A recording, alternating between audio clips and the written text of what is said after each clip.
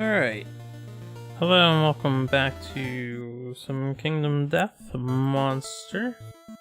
Let's make sure we're good to go here. It looks like we're good to go. Hopefully everything is running well. So, I jumped the gun stepwise because we're still developing. I have endeavors to spend, but I already set up the survivors that we'll send out, and we'll go over that now. We chose David Dicer to go since he is down a speed. I figured it shouldn't have produced a copy anyway. Since he's down in speed, he's a good target to be murdered in 2 years. So we're fighting a level 2 White Lion, and this will boost him to 3 XP, making him the most. Also,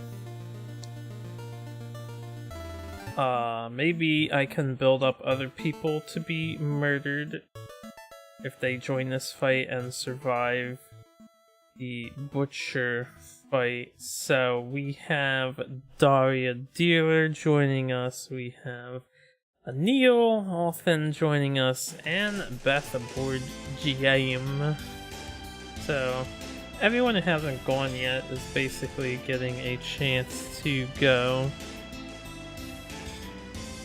Now, the thing about David Dicer, why we might keep him even though he's got -1 speed, is because right now he's my best shot at gaining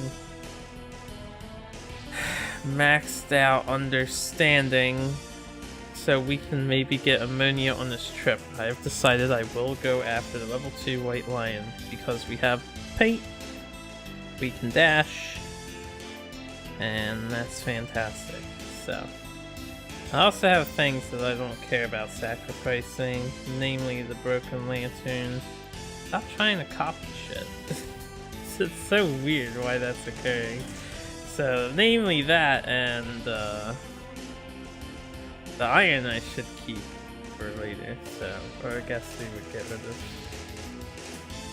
this. I forgot to equip onto you, and we can move this stuff around. Not that it's gonna come in handy. Alright, anyway, we're going after a level 2, but before that, a couple things that I want to do. Right, first of all, I'm gonna do a shared experience. So, for those who don't know, shared experience, you need Symposium. It's kind of hard to see there, but nominate a survivor that has 2 or more hunt XP than yourself. They describe illuminating details of their desired death. We're trying to figure out our way in this world, but they already know how they wish to die. I always found this to be a little kind of out of character. Out of game? Doesn't really make sense for the survivors to describe how they want to die, at least not this early. Anyway, if you're not deaf, which no one is, you gain 100 XP from the story. If the nominated survivor had a broken jaw, you instead gain 1 insanity if you wanted that. So we're just gonna nominate Daria. We'll nominate... I'm trying to think who has the best chance of survival. Now, I need to make sure I use my tanks well and keep Beth out of harm's way and Daria out of harm's way. So I will nominate... We'll nominate Daria. So, 1 hunt XP for Daria. And whoever told her the story is just someone that has 2 hunt XP. Yeah, doesn't matter who. Bark, bark, bark. I have Maria out here in case we make kids. So, David Dicer is going to basically augury and pray that we will low. The other things I can do with my endeavors is, again, stone noses, which isn't great. We can't build anything, and more shared experience, which more shared experience is definitely viable, but we're gonna augury. Either A, I hope we get a kid so we can... We're at 11, right? Yeah. So we can work towards society, or B, we get him up to 3 and hopefully get ammonia. That's the hope. Level 2 lion could party wipe us, but I do roll 3, so that's a good start. So 1 to 3, lose 1 resource from the settlement, and if you do, you gain 1 understanding. We will sacrifice the broken lantern and gain 1 understanding for David Dicer. And then we will spend another endeavor to do that again, hopefully. Alright, we got 10, so David Dicer is gonna make a kid. We'll hook up with Maria Meebles over here. And we roll 2 dice and choose the lowest since we are survival of the fittest. So let's hope they don't die. I should have... Alright, we chose a 2, so unfortunately they're gonna die. Alright, survival of the fittest forces 2. The female survival perishes with her child during birth. Settlement is casting gloom. Male survivor mourns, gaining random disorder, 3 insanity. Alright, that's fine. That's fine. It's whatever. Sacrifices have to be made. So we get a random disorder. You're secretive. I gotta say, stuff like secretive is really annoying. But secretive is a little bit different.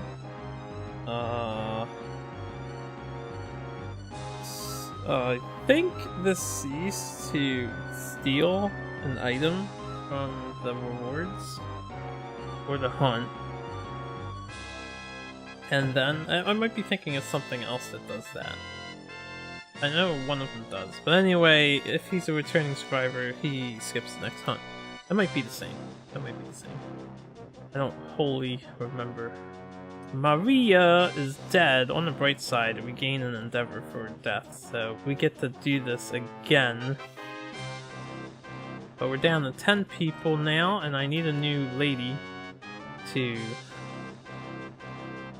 offer them themselves. Maria Meebles.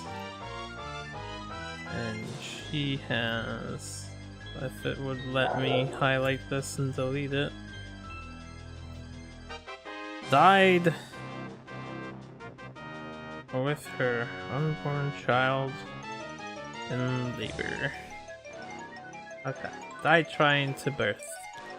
A shitty way to go. What are you gonna do? Life is hard. We are down to 10. And I'll need... These are both gentlemen, I believe. If I get intimacy again, we will try. Hold on a second. I am being summoned. I will return in a minute.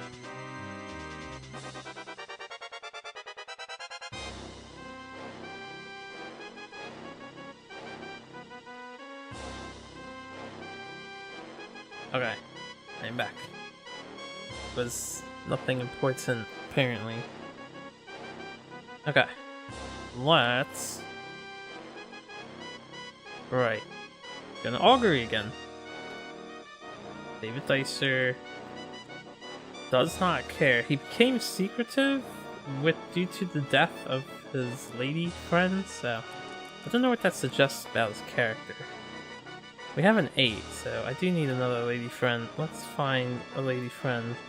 I realized I can have multiple selected and then set the state up. So we have Yumi, who I kind of wanted to keep due to her courage and understanding. Sharifa has an extra strength though. Just one less understanding on you two boys.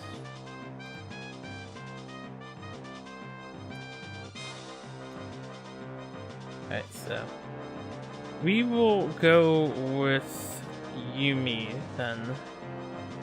Even though she has an extra understanding, she is less of a warrior.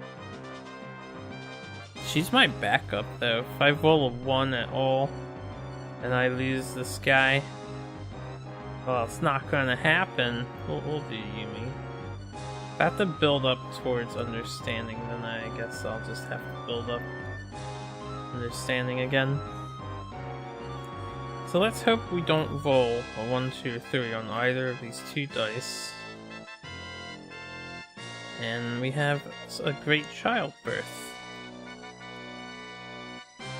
Now, I realize I could have used the survival of the fittest reroll. I might use one this time. Alright, we do have another 2 and a 6, so... Yumi... Actually, he's potentially getting murdered. So he will use his survival of the fittest. I'll just say that. Satif used. I should have did it earlier. We will re-roll this dice. Unfortunately, it's a 3. Now, playing by the rules of the game says you must keep the new result.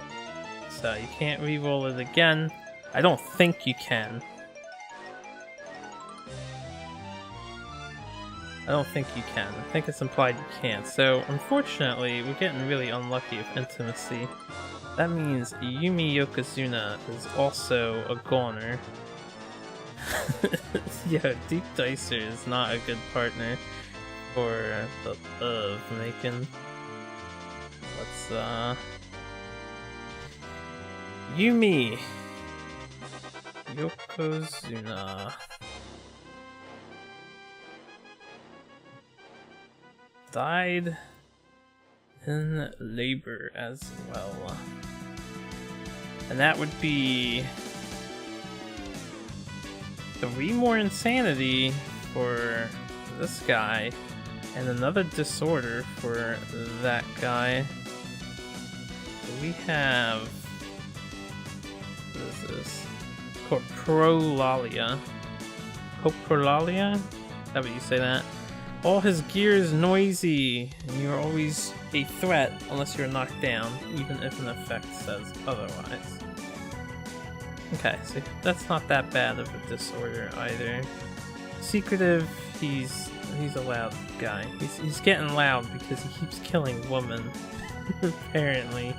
But we have another death, so that's another endeavor. Might have actually been good to, I don't know. We'll go again. We'll go again on the augury with David Dicer. I will not be discouraged. We are at 9 now, however. So we're killing our pop. Alright. Augury. Oh my god.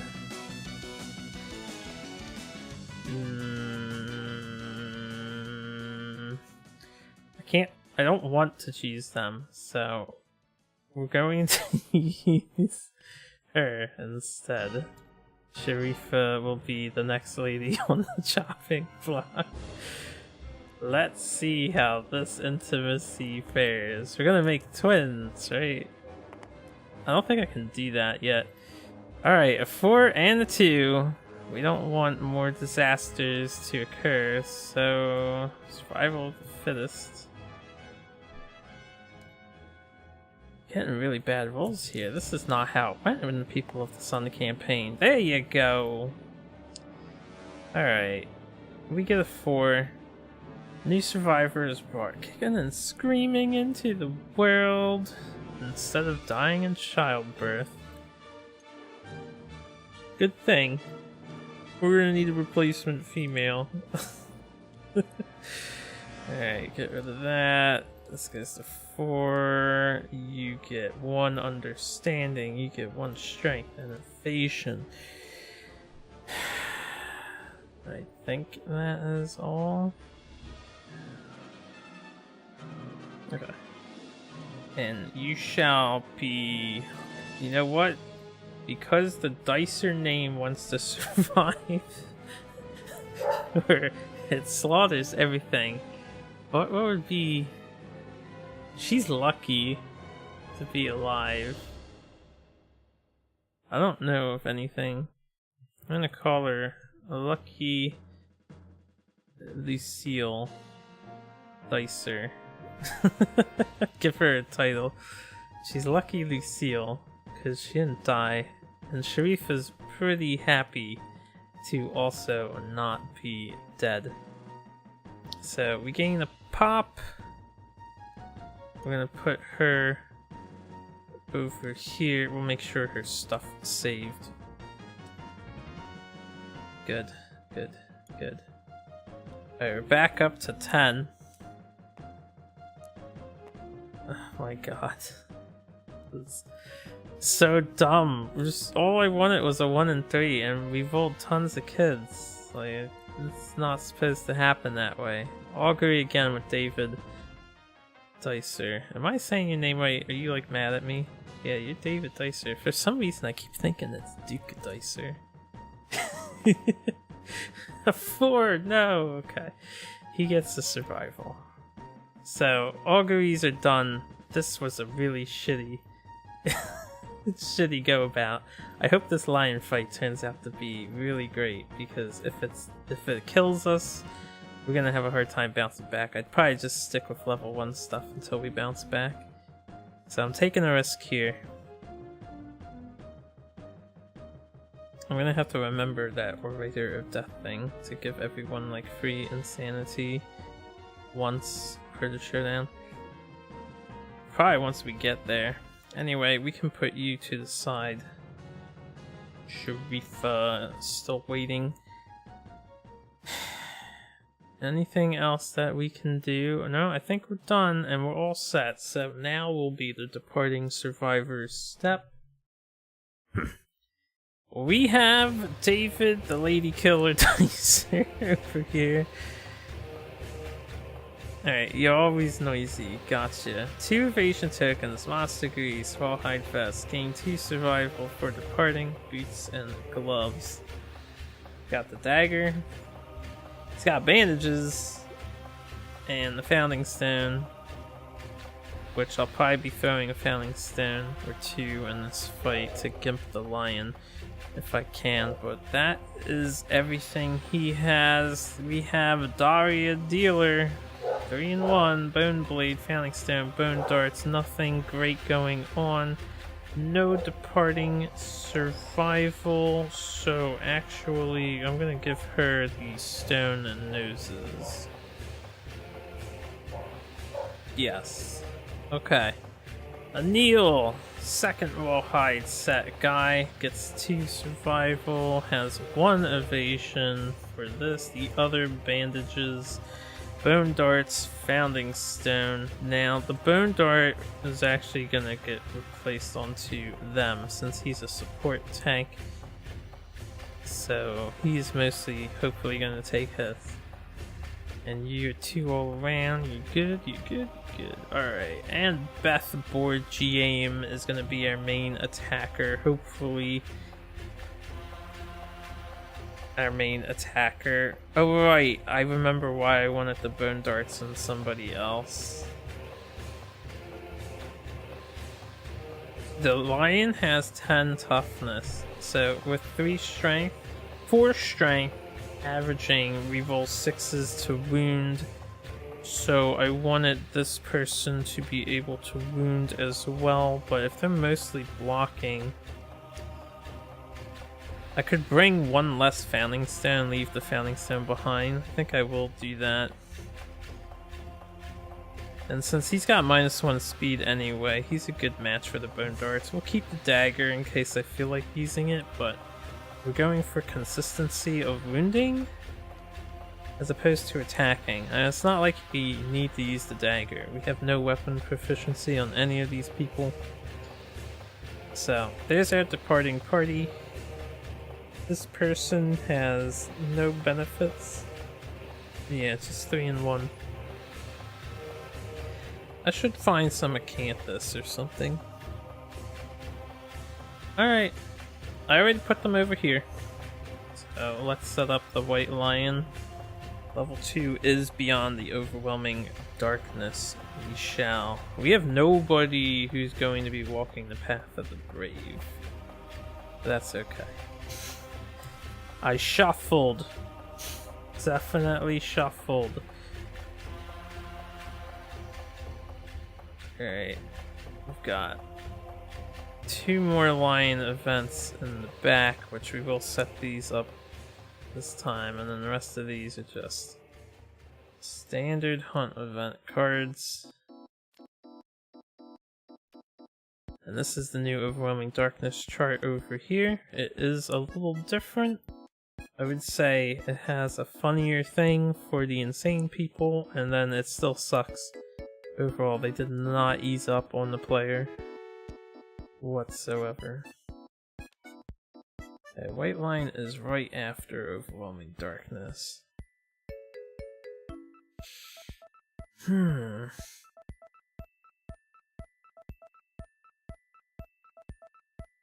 Okay, let's do it. Let's do it. It's just a lion. We can handle level 2 White Lion, I'm pretty sure. I'm hoping. So, in order, which I will color organize them. From left to right, white is first. White will do a random hunt event.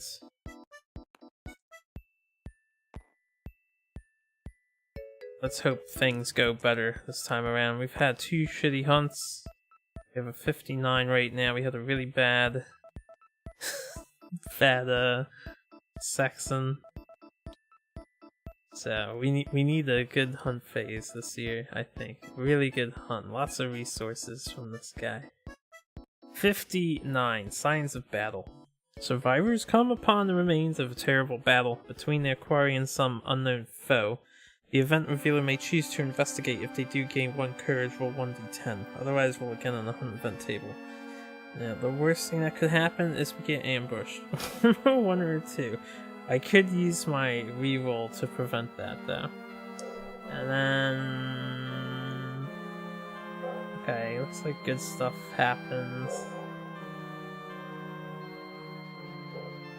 Yeah, looks like good stuff happens. So we will investigate. The event revealer gains 1 courage. And we'll investigate. So you are actually emboldened, and we shall do that immediately before we investigate.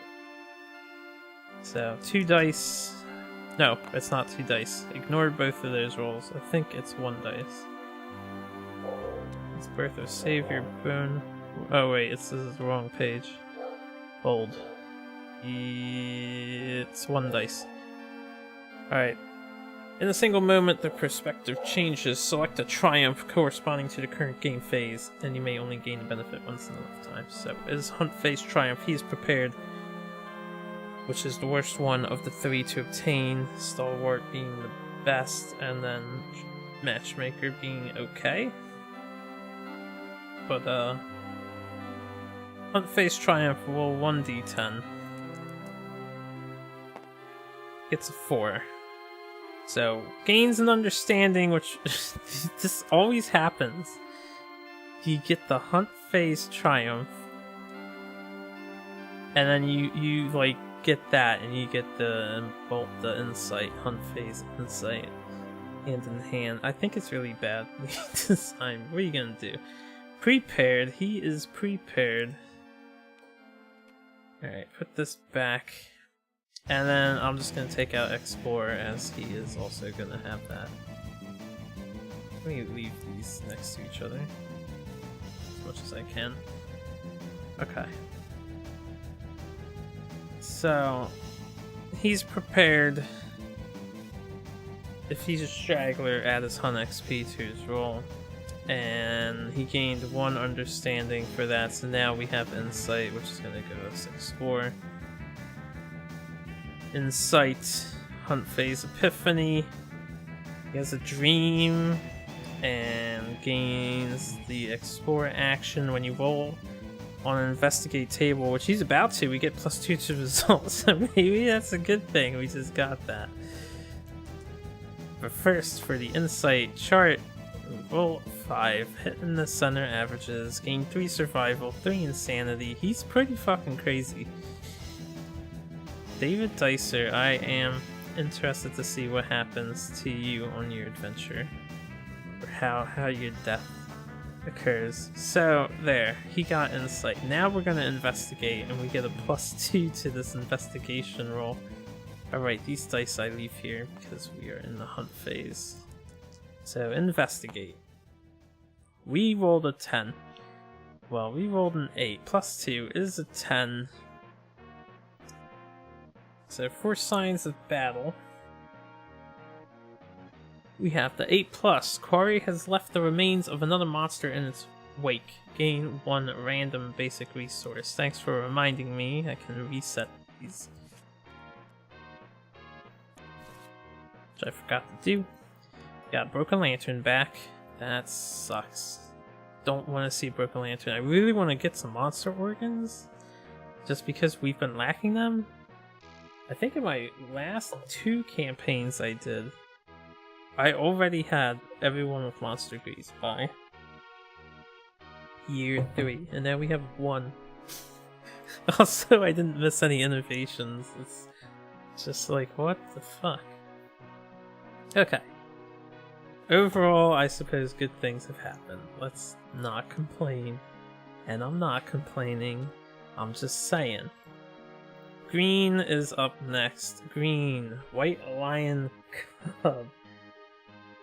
Alright. This one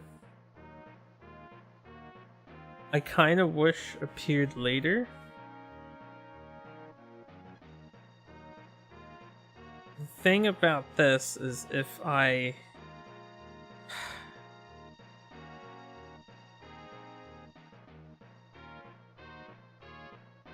Odds are we roll 4 to 7. And odds are a lion attacks us. But we get 4 basic resources.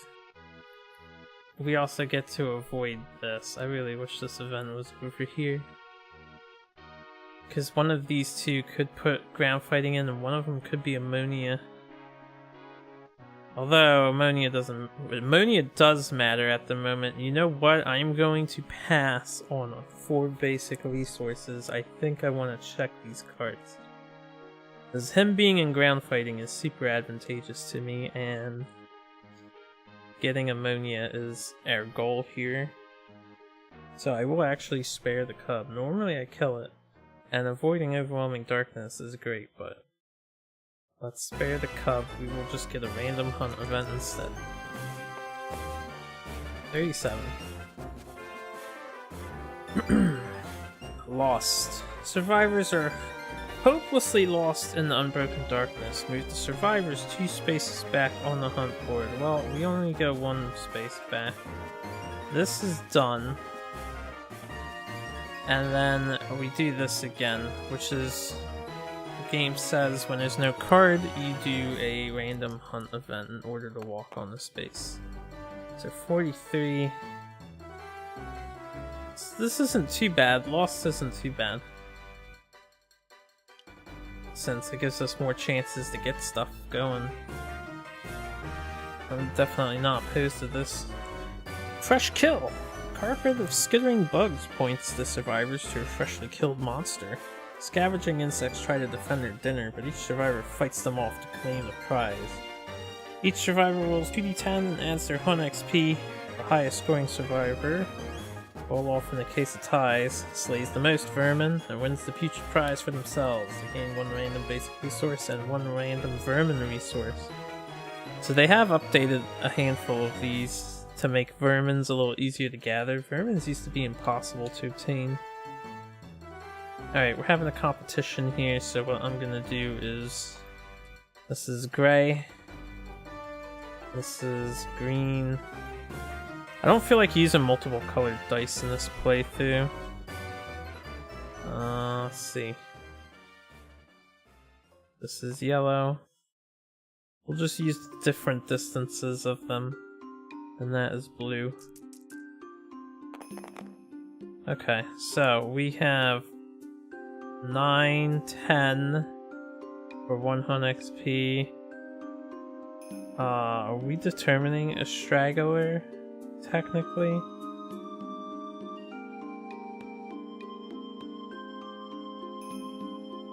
No.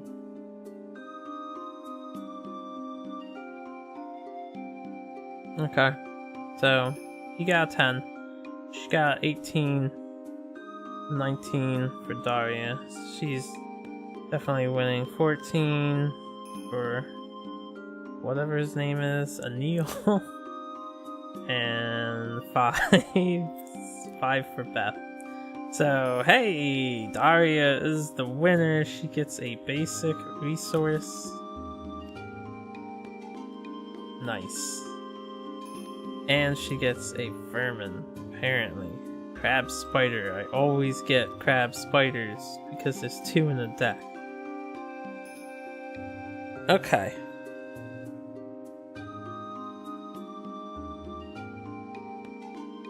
I'll have to remember to possibly eat that if an emergency declares I eat it. Otherwise, it's just a hide, which is good. So, that was a good event. Let's move these into here, and then I'll have them for next time. These as well.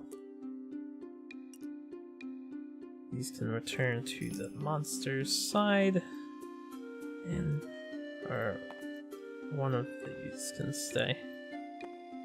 That's a pretty good event. 43? Real good event. Okay. So, oh, you're not supposed to be unlocked. Alright.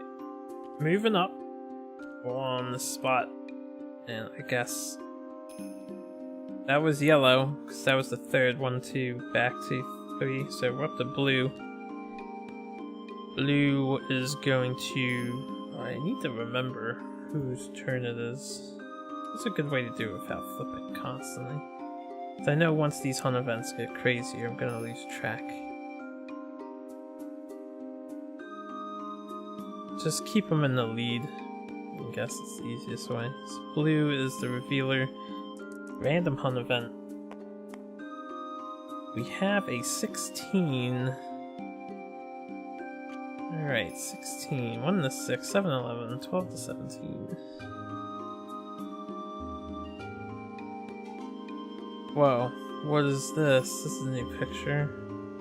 Overlord? That's new. Wow, a lot of these look new. Huh. 16 Night Terrors, we have an old one there. Your miserable sleep is plagued with mind-bending nightmares. Each survivor rolls 1d10. If the result is greater than their insanity, they learn something from the waking horror and gain 1 understanding. Otherwise, they gain a random disorder. Oh, dear God. If any survivor is a savior or has the extra sense fighting art, they disappear into the dream. Emerging from the darkness hours later, they gain 4 Hun XP and a random basic resource. Okay, this was edited. I like these. I'm liking them better already, just because there's more rewards, it looks like. In fact, when we got lost in the Lost one, it looked like they removed some of the negative effects to that. Getting a lost thing in the hidden passageway to the monster. Anyway, left to right, so we have a 2. 2 is way less than 9, so he gets a random disorder. Wait. Well, each survivor's 1 to 10 if it's greater than their insanity. So another random disorder for our boy here. He's now indecisive. He had a dream and it must have made him think, but he can't settle on what to think about. If you're the event revealer of hunt events that call on you to make a roll twice, use the lower result. Well, that's super fucking silly for him. But we have another 2. 2 is greater than 0, so fantastic. Gain an understanding. And then they both have 0, so they all gain an understanding. No one is insane except for David Dicer. He is losing his mind over there. It's a lot of insanity for David Dicer. Okay. Wrong one. Yep. Alright, so David Dicer is now the event revealer once again. We're here, he's in the pack lead. Scratching grounds. Claw marks scar the ground. The survivors may choose to investigate. Each survivor that investigates gains +1 courage and rolls on a table. So we'll all investigate it's a chance to get a free Lion Claw or just have nothing happen, and it's a free Courage, so there's no reason to do it. Taking arm damage, well, fighting a level 2 Lion, we're just gonna die to it regardless, right? 2732, wow, all the arm damage. Courage. Courage. Courage. Courage. Alright. 7 is nothing, and then the T32. Sifting through the rubble, a shifting stone crushes your hands, and you take 1 event damage to the arms. So, David, and then 2 others get arm damage. You get an arm damage, so both the tanks, and you are light on the arms, which is not great. Okay. So be it.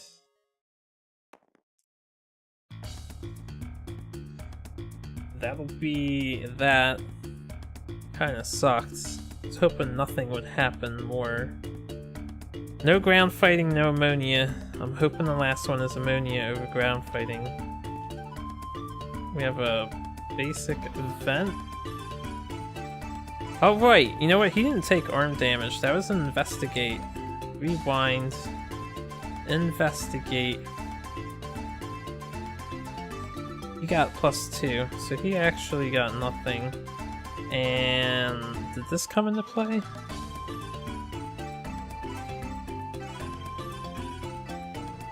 It does. So he got a 2 and he got a 5. If he got a 1, it would have been a 3. He would still get hurt. So he's not hurt. The other 2 are hurt. Alright. Random hunt event. This is Green, who is leading the way. 67. Alright, so page 2 here.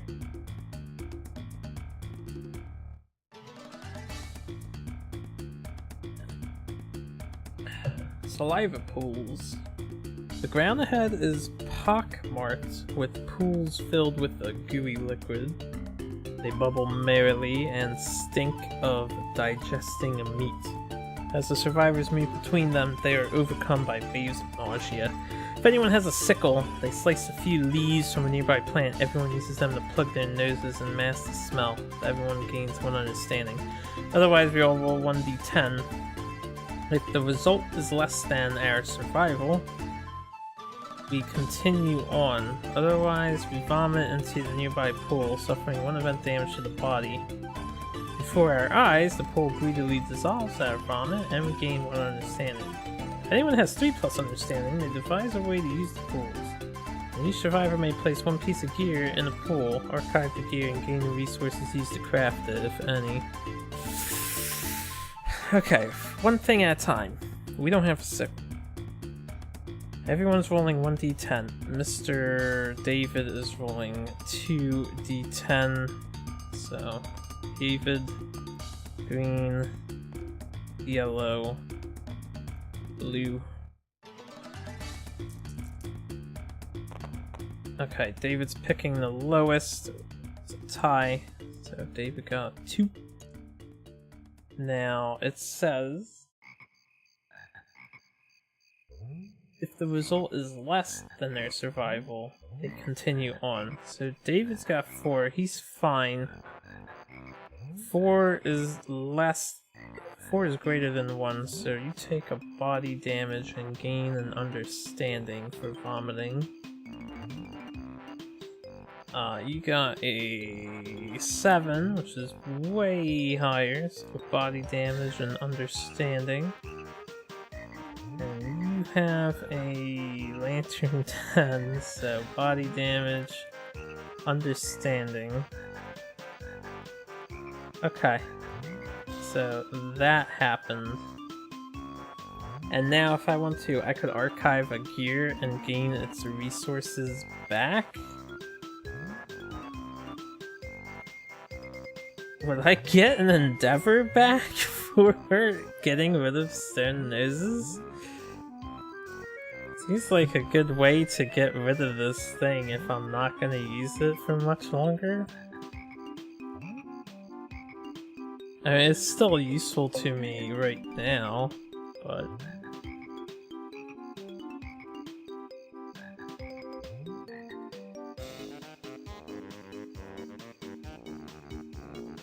I don't really want to get rid of anything.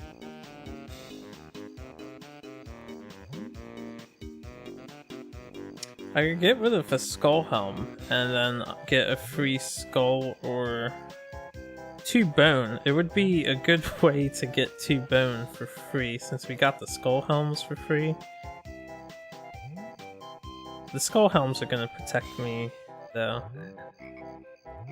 But that's an idea. Since I got both of them for free, we would just have a net gain of 2 bones. I feel like I should keep them though. We might get saliva pools in the future, who knows. I won't use it or anything. We shall carry on with our lives. Alright. So, nice random event. Yellow. Speed in the pack.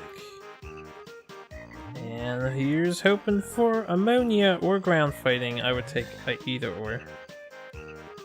Mark territory! Good. We get ammonia for free. And then a random hunt event. So we do have 3+ understanding on David Dicer. So let's get our free ammonia. Can you please... There you go. Now, getting this, I feel caught up to where we're supposed to be. But pungent bilious substance ideal for crafting leather, treating wounds, departing survivors gain 1 survival. Now, I don't have a handy chart that keeps track of departing survival. I'll have to make sure I pay attention on my own. Actually, I could use a separate... I'm gonna change the color of this to just gray. Alright, never mind, because it's a black dye, it's not a colored dye. We'll change it to a blue. There you go. This is gonna be our departing survival dye.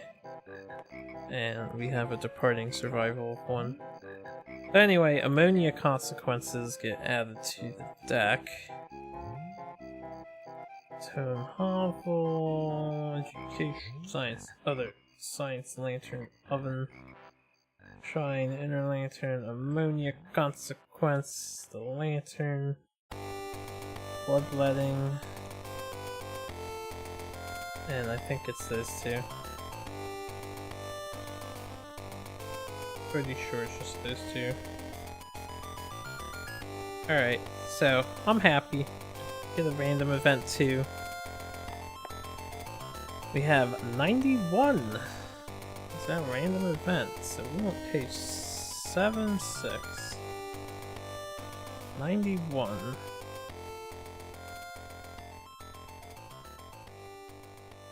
Also, I already made a mistake. Indecision is if he's the event revealer, he rolls twice. I think I did that for a secondary event. It didn't matter because you rolled 2 with the same number, but I have to pay attention to that detail. Only when he reveals his Ekins. Anyway, 91? What do we have going on? The beginning. The survivors stumble upon the scene of their settlement's first hunt. Whether they've seen it themselves or heard of it through stories, they immediately recognize it. Seeing the spot of their settlement's first triumph is electrifying. Each survivor gains 1 survival. If we had saga, we would gain 1 curse. If we had storytelling, we would gain 1 understanding. So they're just exhilarated. And everyone gains a survival.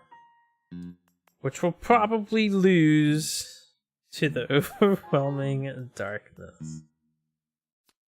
Alright, so blue is technically the revealer. I don't think this counts as having a revealer, but I don't know. Anyway, overwhelming darkness. Determine your path, walk them simultaneously. Insane survivors are walking the path of the insane. Survivors with 3+ courage walk the path of the brave. No other path applies, walk the path of the doomed. Now there is something that I don't know about this game. I believe Insane out-prioritizes Brave, but I want confirmation about that again. I'm pretty sure it does. Let me do a little online research for a minute. I'm pretty sure it does. I know you don't walk both of them unless you do, which would be weird and bad. And of course, having the recording going, it's just Tabletop Simulator. Yeah, you can hear the music stopped. Tabletop Simulator, like, freezes my computer, slows it down. Some update they did made it so resource intensive, because it never used to be this way before. Ugh, it's gonna be impossible to look up. I can be patient. You guys, feel free to jump ahead. It's gonna take me a minute, because it's quite actually very slow at loading my internet, to the point that I might just look this up later. Man, I wish I had a better computer. This is knockin' futs. This is knockin' futs.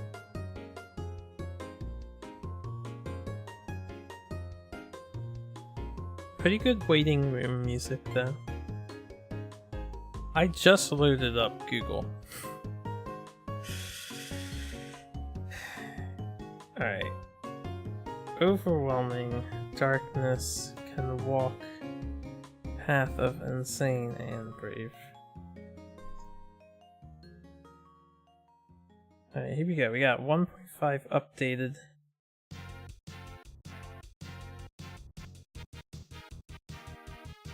Good. Someone asked this very question. They make a good point. Overwhelming Darkness used to say sane survivors with 3+ courage. So what is it?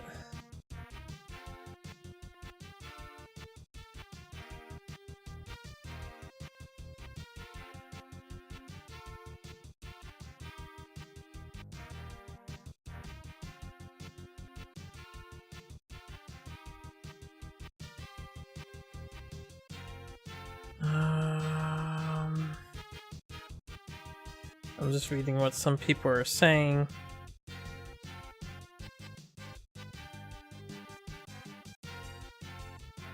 How dated are these posts?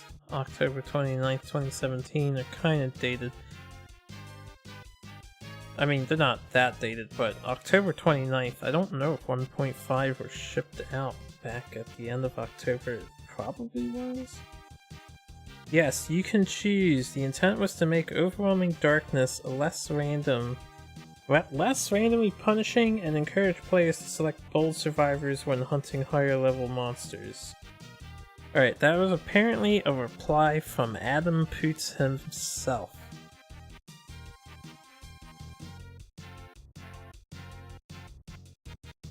So apparently I can choose the path, and I should probably choose the path of the brave.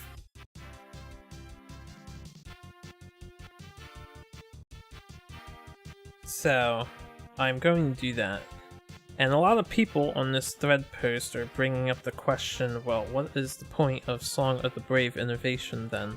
As it forces you to go the path of the brave even if you're insane, and apparently Song of the Brave is tech for survivors that don't have 3 courage, like young or new survivors, to be able to get on the path of the brave. Apparently, according to, excuse me, little burp. Apparently, according to Adam, not enough people were using Path of the Brave because everyone was always insane all the fucking time, so... He can walk the Path of the Brave, and then doomed, doomed, doomed. So, that is what's going on here.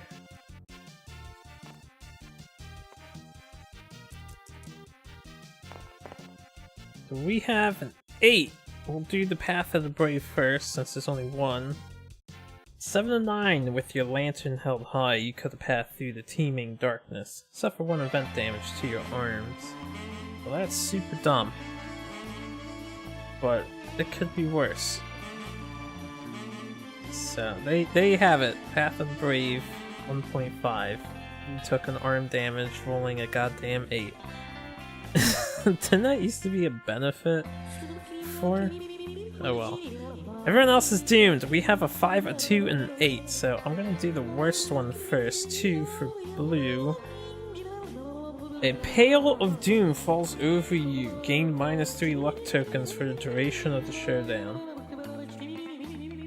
Alright, -3 luck tokens is not bad at all. That's actually a good one. Though I have to ask the question. When you have negative luck, you can still critically wound? No, I think it's you cannot critically wound. But you can, if you roll a 10 to wound, you get a guaranteed wound? If it was normally impossible, but it's not a crit. Right? I might have to look that question up too. Let me read luck on here, though.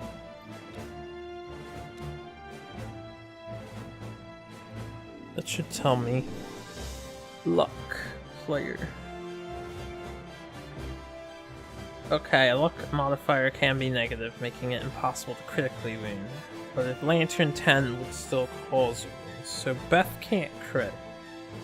That's, I think Founding Stone is not applied to the negative lucks, but that's fine. Whatever. 5 to 7. You choke on the atmosphere. It leaves you sick and unbalanced. Lose monster level survival. Gain a -1 evasion token. So yellow is losing 2 survival, which isn't that bad. And they lose their evasion token. Which is fine. I don't know, that's pretty annoying. 8 for Path of Doom. Resolute. Gain 1 insanity and 1 courage. So 1 insanity, 1 courage for green. Way to go, Daria. Way to remain resolute. I believe with this we are done. Because, yeah, we are up to the lion. So there was our hunt phase. Very interesting. We do meet the lion, though. Allow me some time to set him up. First, I'm going to put these cards away. Put these cards away. Look at our dudes over here. Now, we've arrived, so let me do the stone nose now. Gain a survival, gain an insanity. On arrival. No one else has on arrival shit. I have to remember he's noisy, and he's skipping the next hunt, and I want to use Orator of Death at some point. To protect everybody's brain meat. Especially since this is a level 2 white lion. Okay. I'm just trying to be thorough here. This should also be locked. I don't know why it's not. Oh, did they unlock when I changed the pages? Because it's a different page rendering? That's what's going on. So I'd have to lock every single page. Alright, anyway.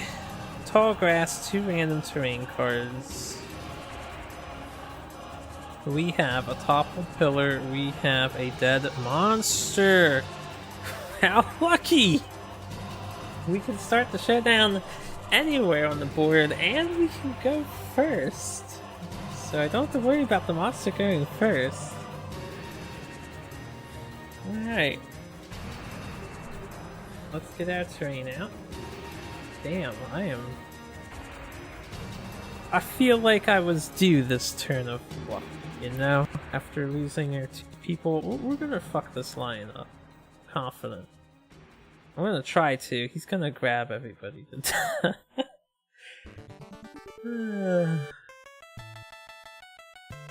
Oh god. Really, this song? Alright. Dead monster.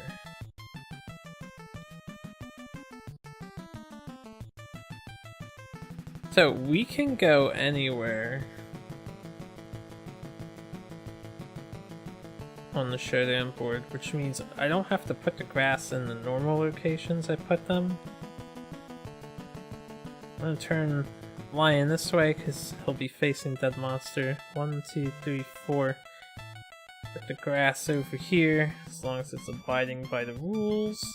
The pillar is 5 spaces away from the monster. 2, 3, 4, 5. Put it over here. Actually, I might want to hide behind it. 2, 3, 4, 5. It says at least. I'll bring it 1 closer. Let me look at this pillar. If you're adjacent to it on one of its long sides, you may hop over it. It's an obstacle, so it interrupts monster targeting, and survivors cannot move through spaces occupied by it that the monster can. Keep that in mind if I need to hide somebody.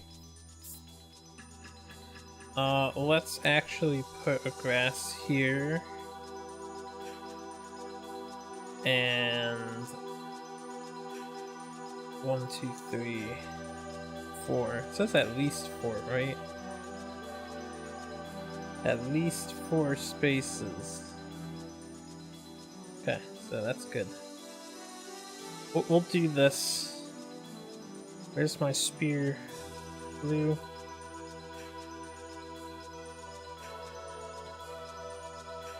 You know what? This has to be over here. This is good. Because we want, just in case, 1, 2, 3, 4. Yeah, that's good. We want my tanks to be in the front, so we'll have white here. This is why they have bone darts. Who's the other bone? Green's the other bone darter. Green's got the blade too. Yellow is the support, so I'm gonna have yellow over here to start. Actually, I'll have yellow on the side and they can move into position. We'll have white on the side as well. No, white will be here. Is this good? We get to go first. This lion is none the wiser. Is there anything else I need to be aware of? I don't think so. Okay, so it's time to be a little more methodical about this. Now, I will actually go first with David Dicer.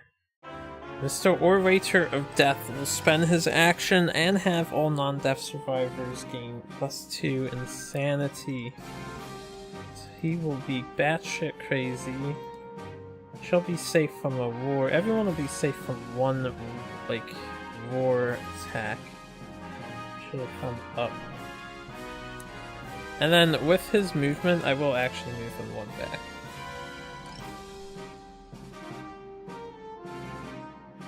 Now, I will scry with yellow, the AI deck. Oh, I didn't even make the... Let's make a damn lion. You are 10, 5, cards. 7, 10, 1, 1. There you go. Now.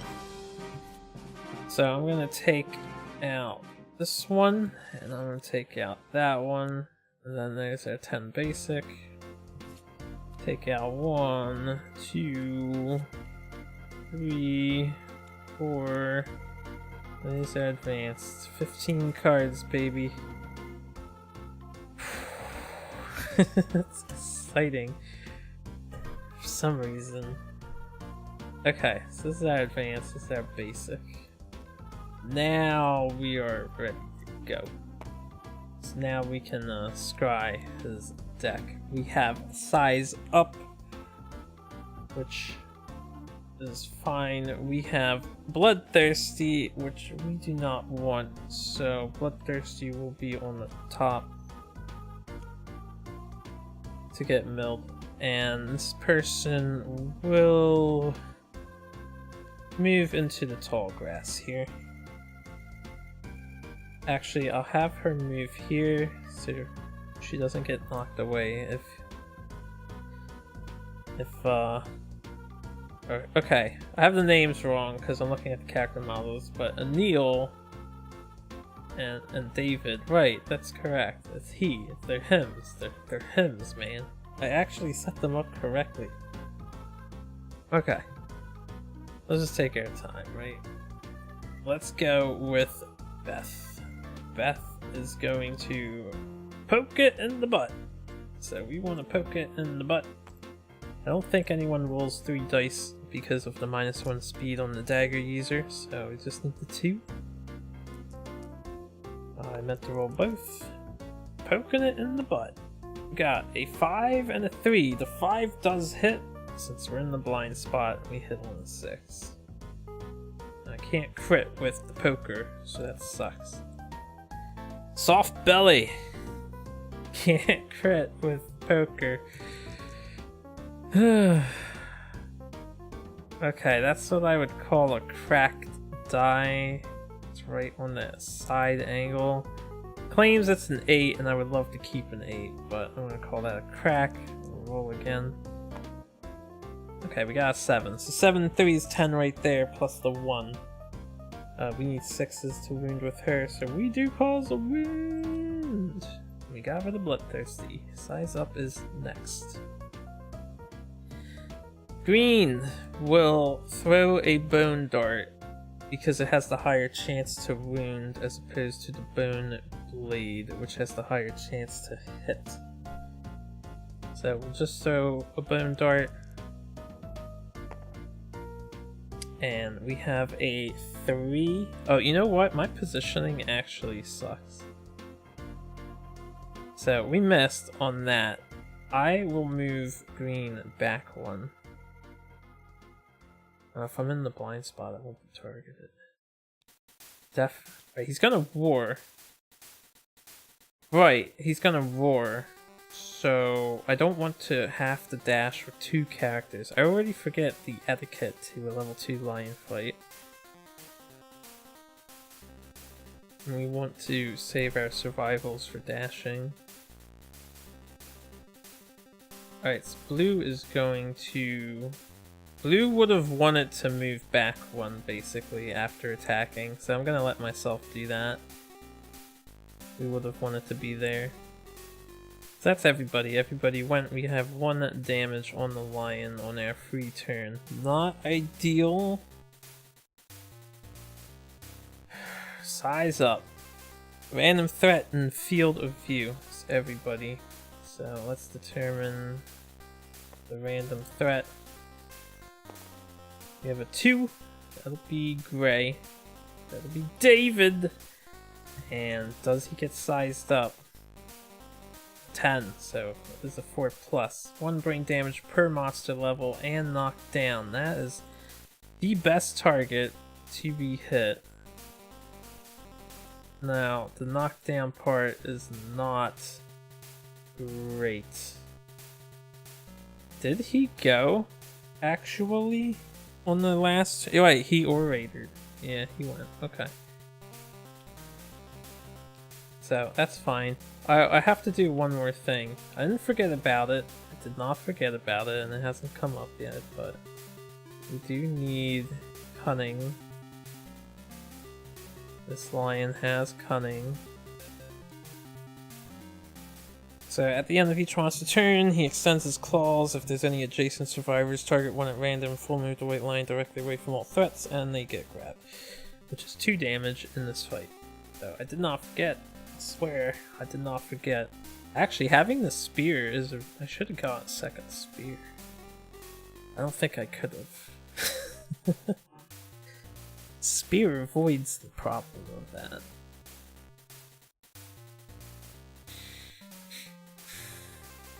Alright, what do we want to do? I want to use... I'm actually going to encourage Daria to stand up our guy. So, there goes an encourage. Next, I want to...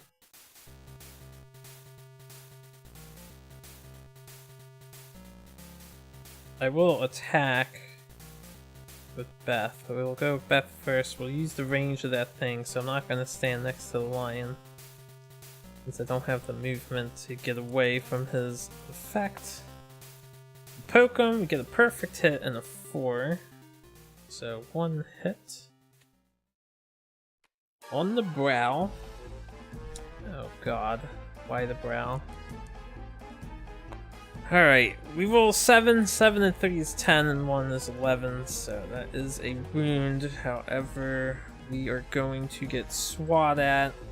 It'll be 1 brain damage, and basic action on our lady. So that is very bad. Basic action for the lion. We're in grass. We have 1 evasion. Yes. Let me just make sure the lion is... yeah, he's all set. So, 1 evasion, 2 in the grass. He hits us on 5s. And he's got 3 dice that do 2 damage. So, miss, hit, hit, 2 hits. Got hit in the waist and the body. So, the waist we will take, the body we will dodge. We do not get knocked down. This gives us an opportunity to go 1, 2, 3, 4, 5. Use that movement to walk away. Alright, next thing that I want to do... Green is going to...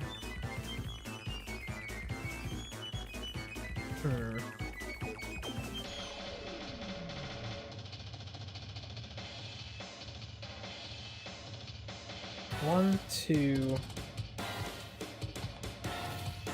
3, 4, 5. Green's gonna come down here and throw a bone dart. Green will go next. Throw a bone dart. We whiff with the bone dart.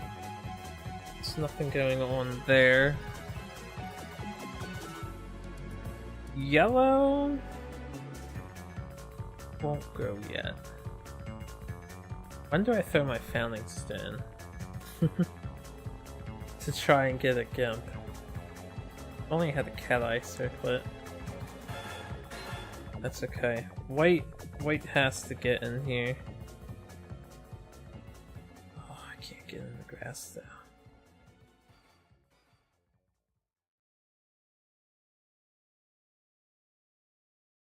Alright, white will move 1 closer. So 1, 2, 3. I realize they shouldn't be here. 1, 2, 3. If I have to dash away, I'll dash away. Alright, White'll go there. We want him to be the closest. Hopefully win the roll-off. So we'll throw White's Bone Dart at this lion here. Roll an 8, so we do score a hit. On the chest, we'll roll to wound. Roll an 8, so +3, that is an 11. David does get a wound on the lion. It's doing okay. But now Yellow will go. Yellow will scry the AI deck. And second size up, Combo Claw. Combo Claw isn't too bad due to the accuracy problem. The only problem is... ooh, if I happen to get rid of his hand...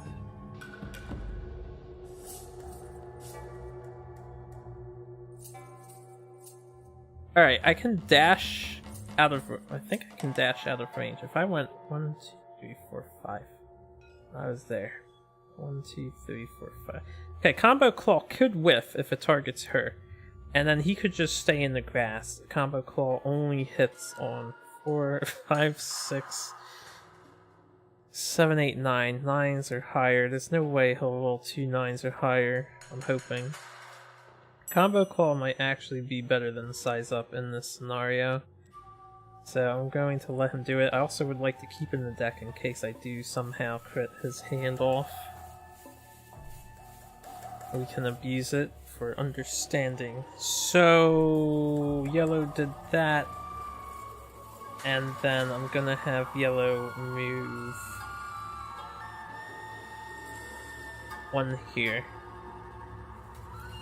Okay, so Lion's turn.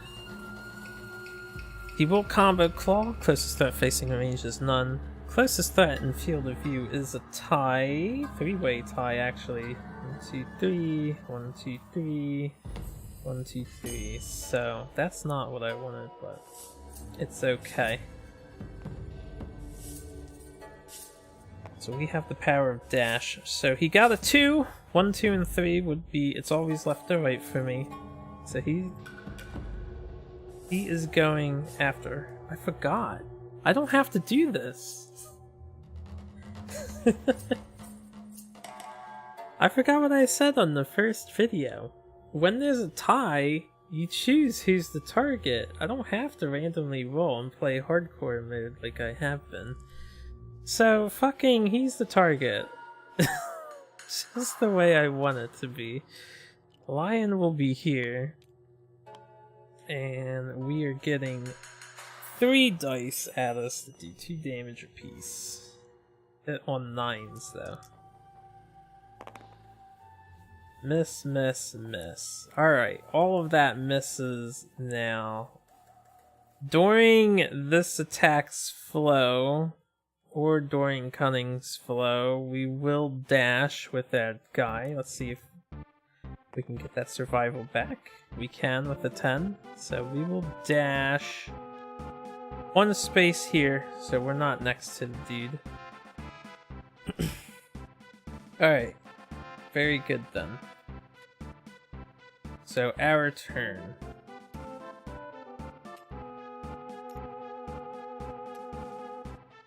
I'm gonna have Yellow go first. 1, 2, 3, 4, and Yellow is going to pick at the dead monster. We shall scavenge. And we shall scavenge 7. So 7 to 10, gain 1 random resource from a monster resource deck of your choice. Archive this terrain. Well, whenever I get that opportunity to do this, I like to choose the Phoenix, and so I am going to get a random Phoenix resource. Even if I just forever hold on to it until later. So, get a random Phoenix resource. We got some small feathers. Alright. So there's some really good Phoenix stuff you can get. So yellow got small feathers. Blue will go next. Beth. 4. We'll try and poke the lion. This is locked for some reason. Hold on, that doesn't. That's not a roll. I want to highlight it. We got a 5 and a 4, so we're missing. Beth is not doing her damn job as a damage dealer. 1, 2, 3, 4, 5. We're gonna come over here with green. Throw a bone dart.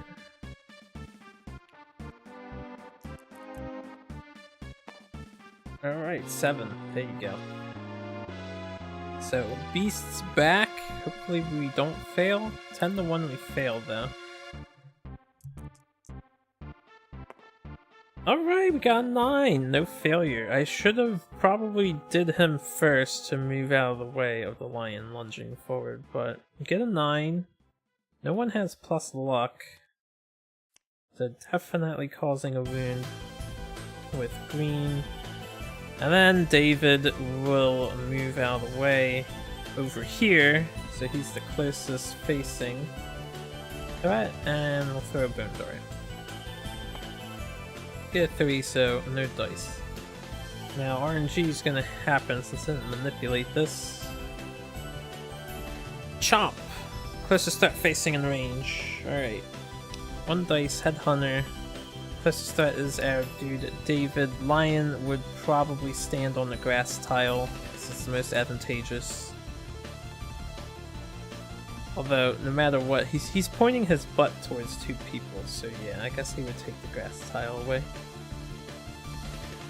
2 dice, hits on 5s, 6 7s, hits on 7s, because we're in the tall grass. And we have 3 evasion. So, 1 hit, I will take the opportunity to just dodge it. Not taking 2 head damage. I will roll an 8, so David will get the survival back thanks to the armor. And Chomp does nothing. During cutting, I will, of course, dash away. We'll get a 1, so we do not regain that survival. We will dash 2 here, so we're still in the grass. Alright, so far not bad. Until things get dire, I think I'm not gonna throw a Founding Stone against this guy. We just have to keep up the slow grind. Let's keep up the slow grind for sure. Alright, blue will go first. We will King Spear. Get a 6, so we do score 1 hit, thankfully. Beast's Knee! The white line sturdy kneecap. Actually, decent location. Can't crit though. 4, 5, 6, 7, 8. Only an 8. Right, I think we need a 6 to wound. So, Beth is letting me down, I gotta say. Gonna move green up here. 1, 2, 3, 4.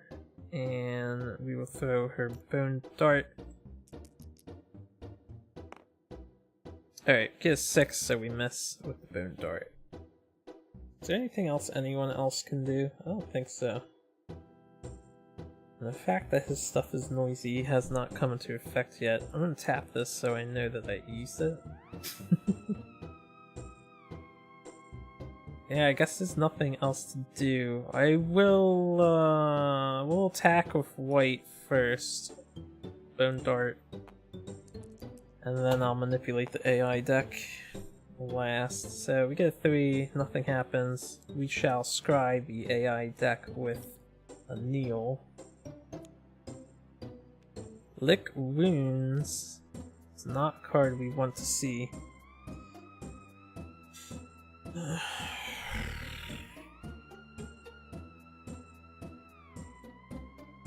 could be good, actually. Power SWAT.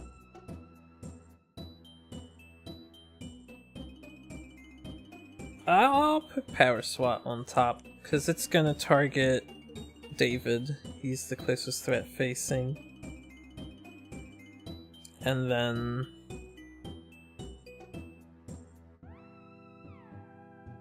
it's only 2 dice that hit on 7s. So, we'll leave Power SWAT on there. I'm gonna move him 1, 2, 3, 4 over here. He'll be in the way, possibly. 5. Do that. Alright, that's everybody. Lion's turn. The power SWAT is occurring. Closest threat facing is going to be him, and it's a 50-50. I think this is more advantageous for the monster because it's not pointing his butt towards them, but... well, here, there's 3 people in range of the blind spot, if that's how I'm measuring advantage. And here, there is 2 in... never mind, they're all in range. It doesn't matter.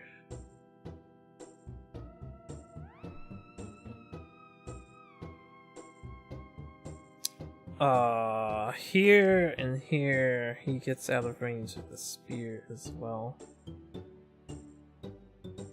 I don't think it matters. I'll do 50-50 to determine. Evens, he'll be up top. Odds, he'll be facing right.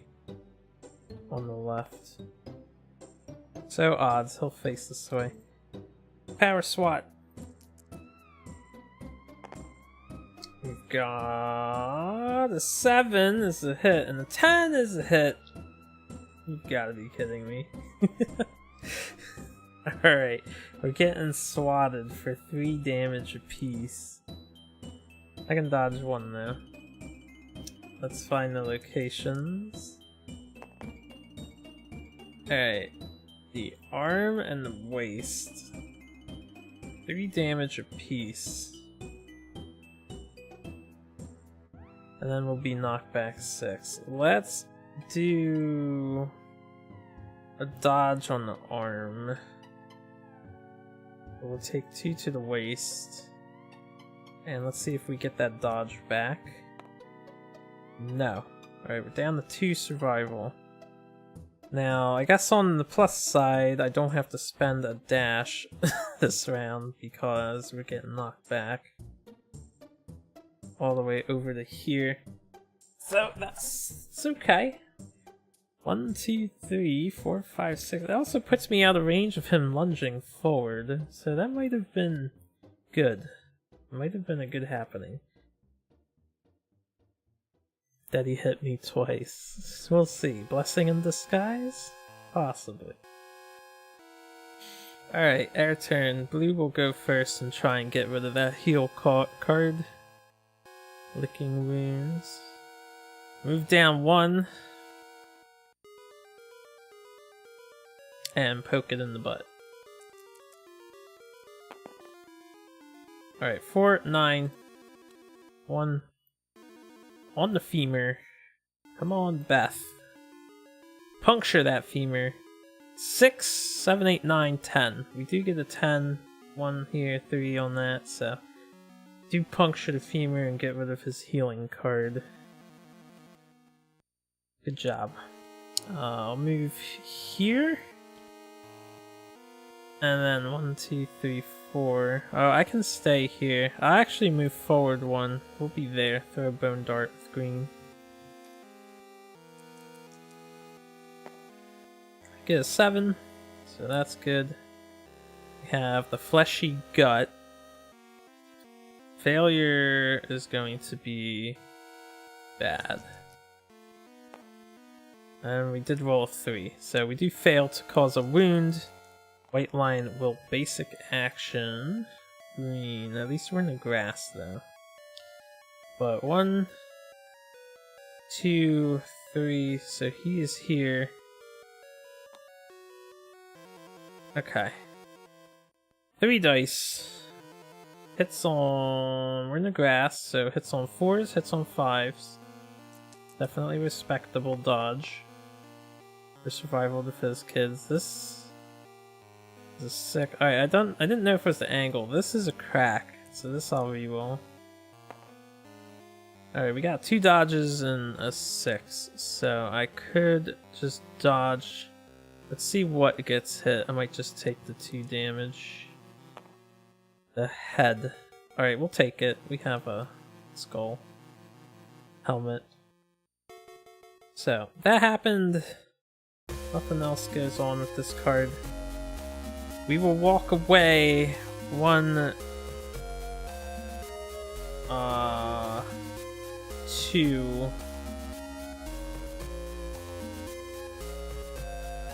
3, 4. You know what? We'll just go 1, 2, 3, 4. We'll walk 4 away up here. If anyone's gonna take damage, I'm gonna put him in the way. We'll see. White will go next. David Dicer. 1, 2, 3, 4, 5. 1, 2, 3, 4, 5. We are in range. It's range 6 on these things, right? Yeah. Third dart.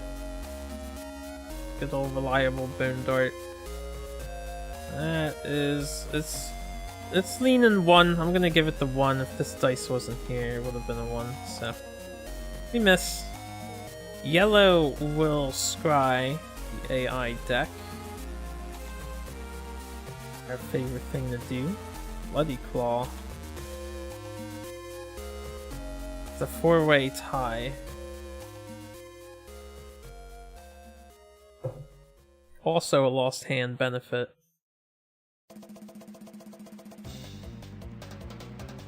And then Revenge. Last survivor to wound was blue.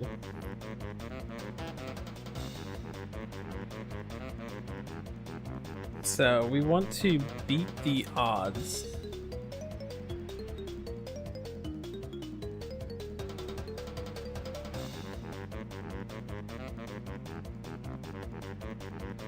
With Bloody Claw, I guess.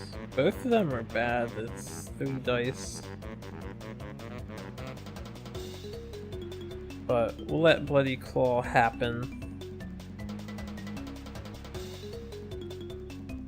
Have the better chance of, well, blue not being targeted. 1, 2, 3, 4. We shall let yellow just stand next to it.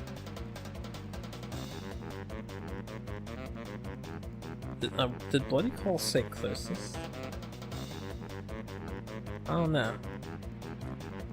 Well, we'll find out. It's the lion's turn. It is the closest survivor with the most bleeding tokens. So since we're all tied for the most with 0, the closest survivor would be yellow. So I think I'm targeting yellow. I believe that's how that would work. We have 3 dice hits on... he's in the grass, +1.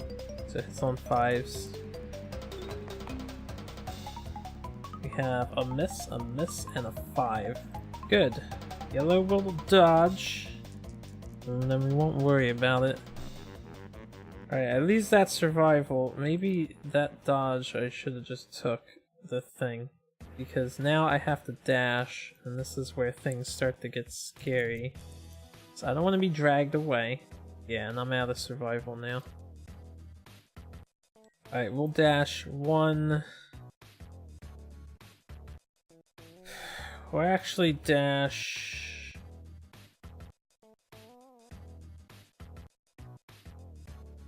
1, 2, 3. Yeah, we'll dash to not there. Dash to here, right on his corner. Okay, so no grab occurs due to cunning. Now the survival. Damn it. Damn it, Rawhide. You're supposed to be better than this. Alright. It's our turn. So far, this is going very well, though. I mean, no serious damage has been dealt to us.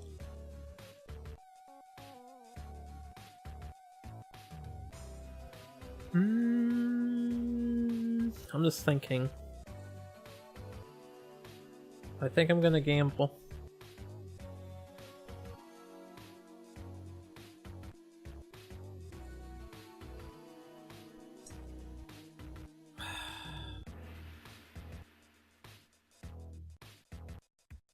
Not yet. I don't need a benefit that badly. Let's have Blue get in the tall grass and poke it with her pointy stick. So, King's Spear, action. 7 and a 2. With the 7. Alright, Beast's Ear. He jumps back, that's gonna be annoying. When we get a 9, we do get a wound. Don't have to worry about the negative. So we stabbed his ear, gave him a nice hole for an earring. And yeah, nothing happens. Except we caused some damage. Alright, damage. Green. 1, 2, 3, 4, 5. Green will throw a bone dart. Yeah, why not? We get a perfect hit. That doesn't do anything, I just want to flip this thing over. So, roll the 10. Beast's Heal, good location. We're getting a lot of good locations, which means a lot of shit ones are left. 4, 5, 6, 7, 8. Unfortunately, we don't cause a wound with that. We need a 6 or higher. So, wasted good location. 1, 2, 3, 4, 5. I'm gonna have White stand here, so he's in the facing of the lion, and we will throw a bone dart. Alright, we do get an 8, so we do get a hit. This is the Beast's Paw. Failure will result in devastation. Alright, we got a 7. 7 and 3, it's 10 plus his strength of 1. So, we do get the wound, no failure. And that would have been a really good one to... This one here, the paw, is the perfect thing to break on level 2 or higher lions. So then you no longer have to dash. So, can't fish for it though. I would have to have guessed. Yellow will scry. Top 2 cards. We have Smart Cat. Reveal the top 10 AI, 1 card at a time. Put the first 2 mood cards revealed into play and shuffle the deck. To date, the only mood card we have seen is Bloodthirsty, and Bloodthirsty isn't too bad. We probably milled any other mood card. If this was ground fighting, that would be godly. So Smart Cat would cause him to hurt himself for 1. This is what I have to decide. If he plays Bloodthirsty, he hurts himself for 2, actually. Granted, I have to deal with Bloodthirsty, but I think we can mitigate it. So... we know Bloodthirsty's gonna get placed. He won't draw an AI card. So he'll basically pass the turn. So we're gonna let him do Smart Cat. And he'll hurt himself for 2 for free, which makes him easier to kill. Because my main damage dealer cannot crit, I don't see myself farming crits on this guy. We have not gotten lucky yet. So yeah, I'm gonna let him Smart Cat, which means Yellow's position can go 1, 2, 3, 4, 5. He can come down here. Alright, so Lion goes, Smart Cat happens. You know, if that. How does this work? Reveal top 10 AI, 1 card at a time. I believe this would get shuffled and then revealed. I think. Someone feel free to correct me if that's incorrect, but I believe that's correct. You don't have Bloodthirsty? Why don't you have Bloodthirsty in here? I thought... I milled it. Oh, well, that's fine. So he hurts himself for 1, and he's gonna draw a random card. Because he has no moves. I milled Bloodthirsty, right. Alright, so he got Bloody Claw. Now, this is a problem. Closest survivor is her. So let me look at Smart Cat again. This gets archived. It gets put to the side, not the discard pile. It does have stuff. So when he draws AI, when he draws Bloody Claw, then this gets archived. I have a chance to react to the Bloody Claw. So the closest survivor we want to be David. 1, 2, 3. I have to dash with blue. So we will dash with blue. 1, 2. Over there. And now she's 4, 2, 3, 4, 5. Alright. So that's fine. So we'll do that. We'll dash on this opportunity to dash. And he will Bloody Claw our dude David. And at the wrong thing. So we have 3 dice, hits on fucking 3s. Oh no, he has 3 evasion. 3 or 5. Hits on 5s. Okay. Slightly better. Miss, miss. 1 hit. We can dodge it. So let's dodge it. Alright. Lost my thing. So that's bad. It might be out of dodge power. I'm not gonna let myself get grabbed by cunning, so I will dash. 4. Alright, well. We're out of dodge juice. 1. You know what? 1, 2, 3, 4. I can try and get his thing back. 5. With the dagger. I need to roll 10s. I only get 2 dice too, because of the -1 speed. It might be worth trying. We'll see. Alright. Oh, this is an advanced card. I'm just gonna put it in the advanced pile. This is basic, right? Yeah. Our turn.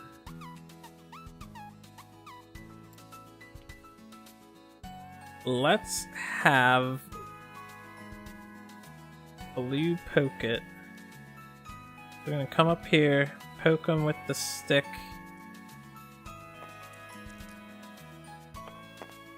Pointy stick. We have a 7 and a 9. No trap card, please. No whammy, no whammy. Oh yeah. Let's tricep and flank. Oh, I want to get wounds in, so we're just gonna go for the flank first, because I don't want to fail. Or if I fail first. We get a 6, so we are a priority target. She is gonna be taking hella pain. Unless I can get this guy to charge forward. We'll see, but we cause a wound. And we are priority target. Now for the tricep, hopefully I don't fail this one. I thought it froze for a minute. We got another 6, so we cause a wound. Alright. That was finally a good attack for her, but we're the priority target.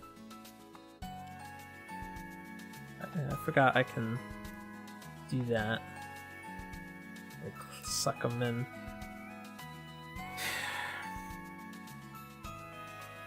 One, 2, 3, 4, 5.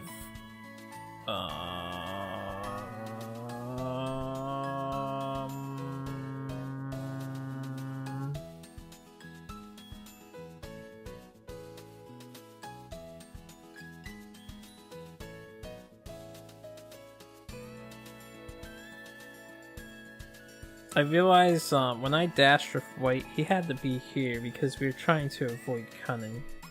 So he's not in the back. Sorry for that mistake, but I'm not gonna put myself from cunning back into cunning. That would be stupid. Though he might be in cunning next, because as the tank, he needs to take damage for the team. Green will throw a boom dart.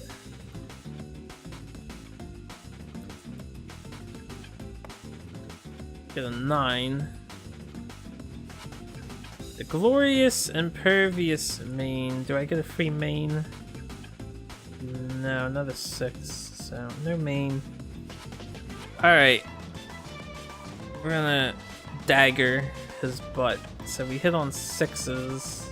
Looking for a 10. We got nothing. Oh.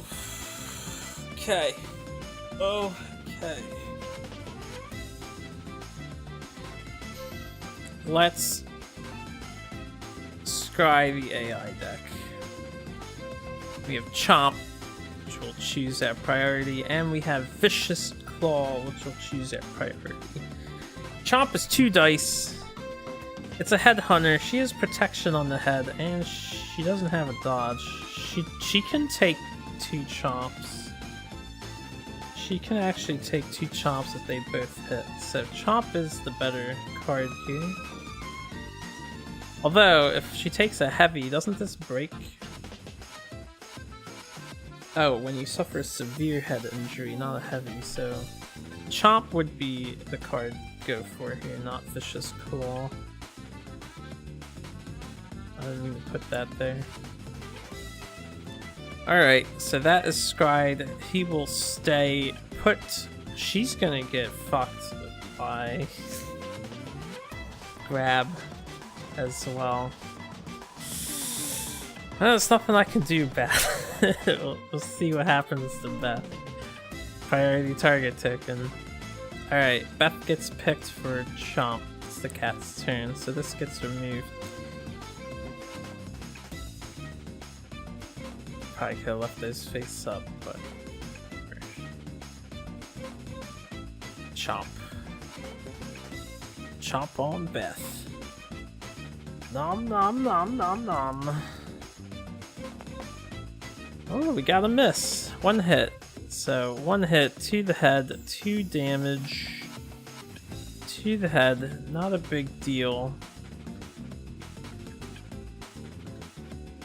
Okay. That was pretty calm. Now she can't dash, and away from all survivors I think would be down. So 1, 2, 3, 4, 5, 6, 7 would be here.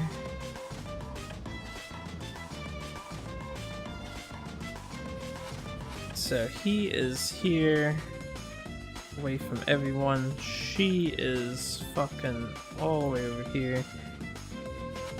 And 2 damage to the body, because it is monster level damage. That is a severe body injury. Will Beth survive? Roll a 6. She'll probably be fine. Disemboweled. Movement's reduced to 1 until the showdown ends. Gain 1 bleeding token. Skip the next hunt. If you suffer disemboweled during a showdown, at least 1 other survivor must live to the end of the showdown to carry you back to the settlement. Otherwise, you're dead at the end. So that's not too bad. Movement's temporarily 1. Bleeding token. You know what, let me just use the card.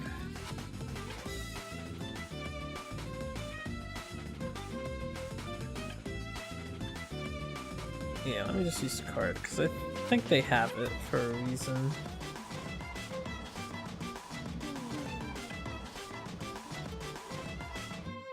Disemboweled.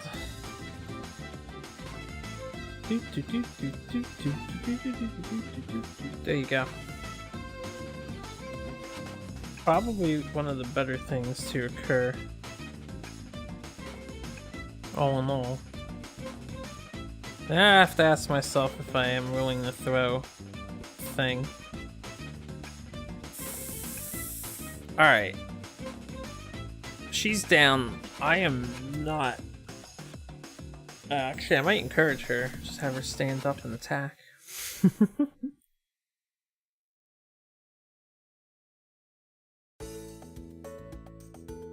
Yeah, I might do that. We'll see. Her turn.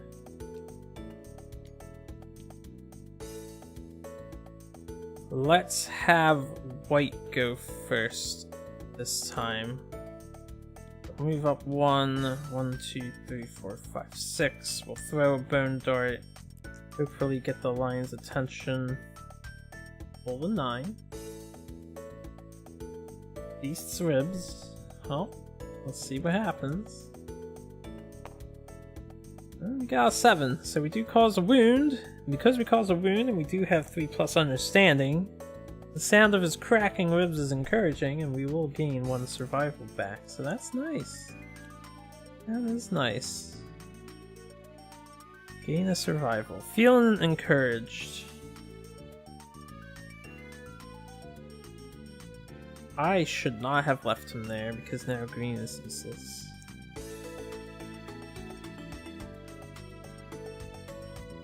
Well, green can throw a founding stone. Hopefully I don't hit the goddamn clever ploy.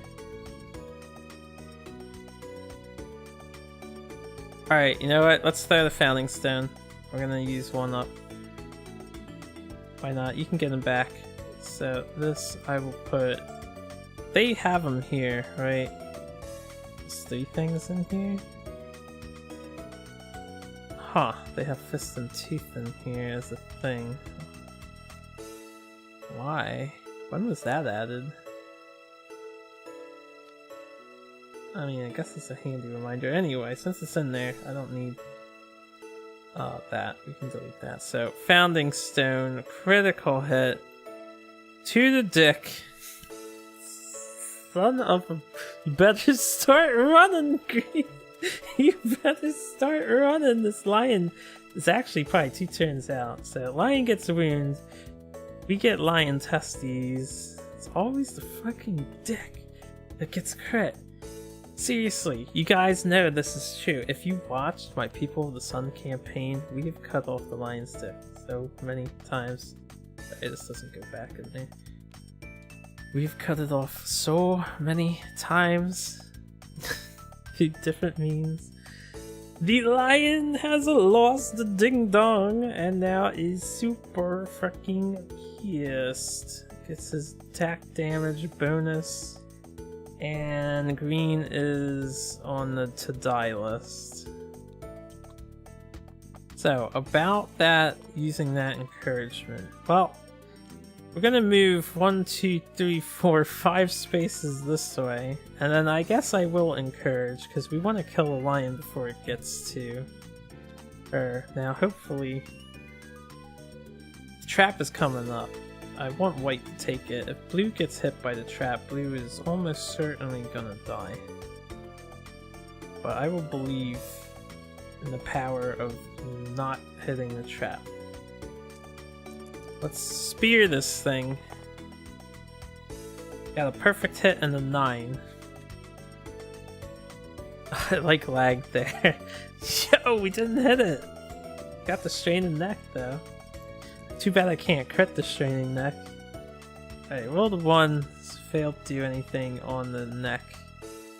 And a 3 is not good enough, so we fail to hit the elbow. Luckily he's facing this way. Full move monster forward in a straight line.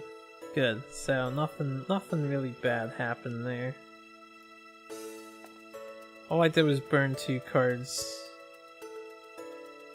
Alright, since the lion's target is always going to be the priority target, I guess yellow could take a hit for the team. Yellow can't dash either though. 1, 2, 3, 4, 5, 6, 7. He's gonna end up next to white and then drag white away. Which is kind of funny. Because he's gonna drag white this way and then constantly be far away from him as long as I leave someone to take 2 damage to the grab. Granted, I could dash with white. Alright, we'll see what happens. Yellow is going to do nothing.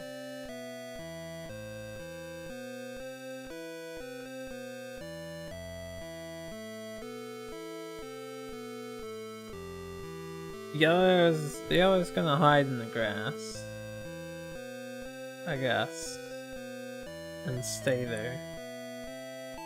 Alright, I mean, yeah, I can't scry, there's no point in scrying, so Lion's turn. Oh, I forgot to flip these over, I'll just flip them light side up. Power swap, pick target is the priority. So he's just gonna full move and not do anything because he can't reach. 1, 2, 3. On the center. 1, 2, 3, 4, 5, 6, 7. Yeah, unfortunately he ends up here, but this could be fortunate. Cutting happens. Do I just let my guy get grabbed? I think I don't want him to get grabbed because I need to trigger the ploy. And they can get out of range for 1 more turn. Yellow could walk up into grab range and then get grabbed. Blue is completely out of the fight now because the lion is nowhere near.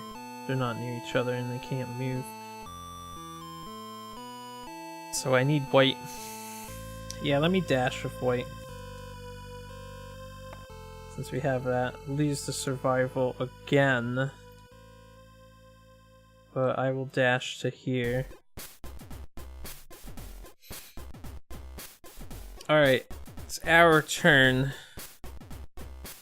He's got 4 HP left. He's pissed as fuck. Does 3 damage per hit. Alright.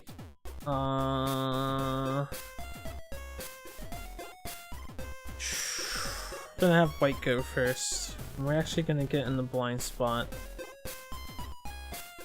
Or we're gonna use our dagger because I want to hit the trap. So that's the plan. Alright, we have a 9 and a 5. So no survival back, only 1 hit. It's not the trap. And it's a really... I guess that's an okay one to fail for white. He has so much sanity. 5, 6, 7, so we do fail. Roll 1d10, attacker suffers 1 brain damage per monster level and gets knocked down. That doesn't count, that's not the monster's dice. So, a 3! We actually do not get knocked down for this.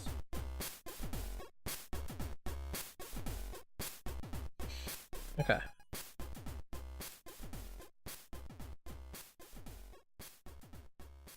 Then yellow is going to put themselves... Maybe green should throw Dart.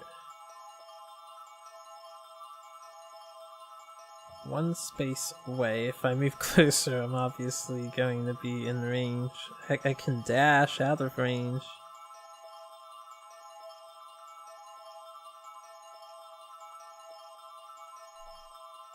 I'm gonna have yellow go.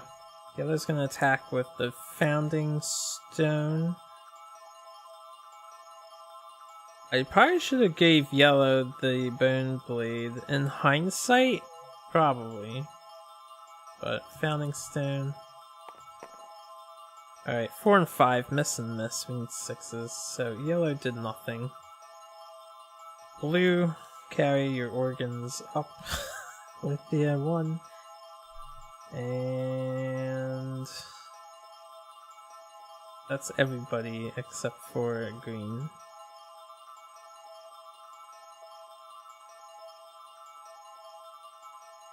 I mean, I could try and get in the grass, but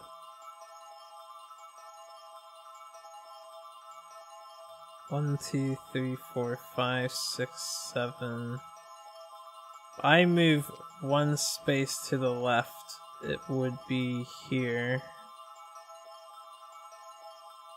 1, 2, 3, 4, 5, 6, 7. Yeah, it'll be out of range. Getting to me. And then if I moved a full 5 spaces, 1, 2, 3, 4, 5. 1, 2, 3, 4, 5, 6, 7. It'll be out of range of everybody. I don't want that. I need it to be in range. People. I think there's no point in stalling for more time than this. So we'll just stay out of range for one more attack. And that's it. It's the Lion's turn. Bloody Claw, pick target. It's them. 7 puts him here. And then he doesn't do anything for the round. So, our turn. I am going to...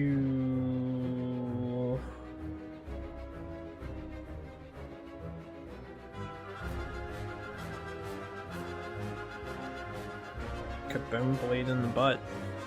Then she triggers the trap. White's gonna go first. 1, 2, 3, 4.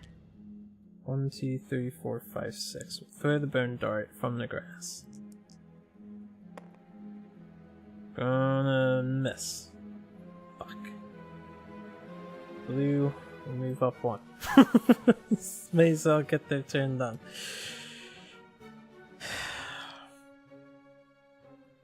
Shit, son.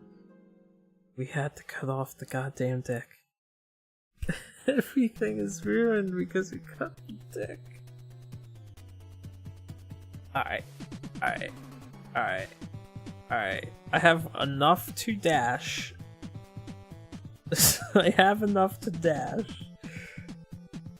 So, 1, 2, 3, 4, 5. We're gonna run this way. I can dash out of range and bring it back down. So, you know what? Blue is actually gonna move over here just in case instead. No, I shouldn't be able to make those changes. I should have just moved blue last. Throw the bone dart. If I hit the trap, I hit the trap. If we die, we die. It's whatever. Get the perfect hit. It's not the trap. It's a strange hand. Green. Green. Roll 2 10s in a row. Please. Please. Please. 7 is a wound though. It didn't fail. We got a wound. But we didn't chop off the strange hand. So no abusing this time around. Oh man. I'm in complete dash position. We're ready to GTFO.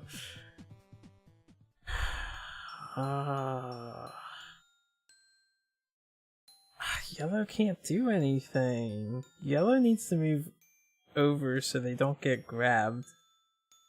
Since I'm going to try and dodge the line one more time. So it's gonna end up, well, actually, 1, 2, 3, 4, 5, 6, 7.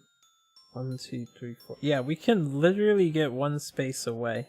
Because the line has to spend a turn moving over. So it'll be right here. 1, 2, 3, 4, 5, 6, 7. Actually, it'll be right next to him. We actually cannot get out of the way. Coming back down. Which means yellow can stay here.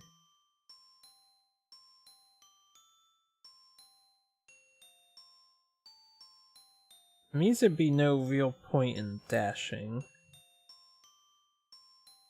I may as well save it for dodge. Alright. That's fine. Let's see our fate. This Chomp. Our head has some protection. I could dash into the grass and get the extra evasion. Hits on 3s. It's just 2 dice that hits on 3s. Let's just dodge. Let's just dodge, because then we can't die to it. Alright, so white line goes. That was everybody that went. Chomp it is. 1, 2, 3. Lion is here. 2 dice. Going for the head location. He's got a perfect hit and a 9, so yeah. We weren't getting away from him regardless. Oh, I'm gonna get dragged. Do I risk my head exploding? We get knocked down regardless. I have to dodge. Because I can't dash from knocked down. No one can encourage me, right? We are out. Alright, I will dodge. We won't risk our head. It doesn't make any sense to risk the head. Which means we're gonna get pulled away. And since we're permanently the priority...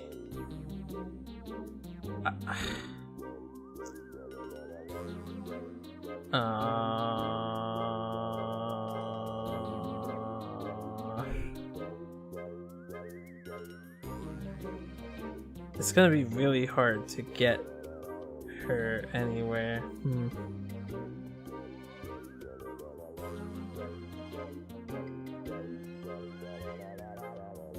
That was 3 for the lion. 4, 5, 6, 7.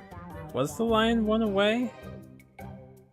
2, 3, 4, 5. Did I miscalculate?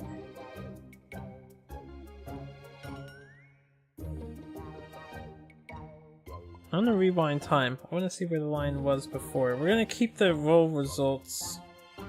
So I'll go back down to a heavy hit and knockdown state. I just want to see where the lion was. It's gonna take a few tries. And my computer doesn't like to load this quickly.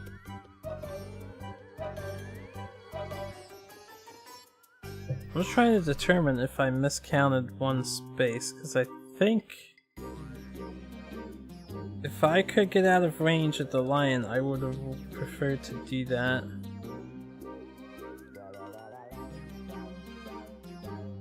He moved 3 spaces to get there, I believe.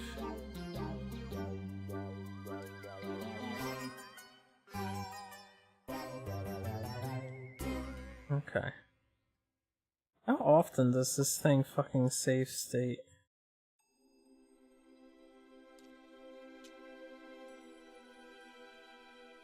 I only changed 2 things, which is the heavy damage on this.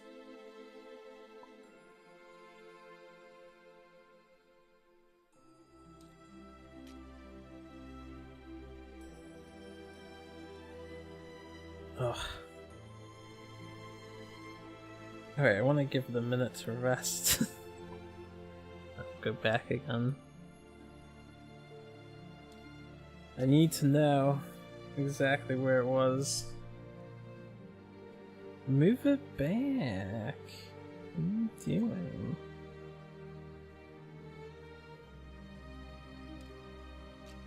This is actually life or death for a character.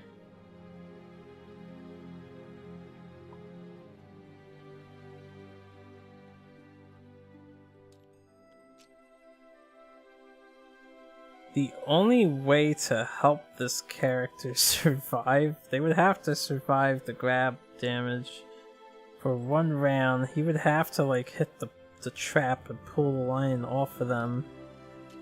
Then they would have to survive another round and another grab. It's just gonna be so bad. Oh, you played this fight so well too.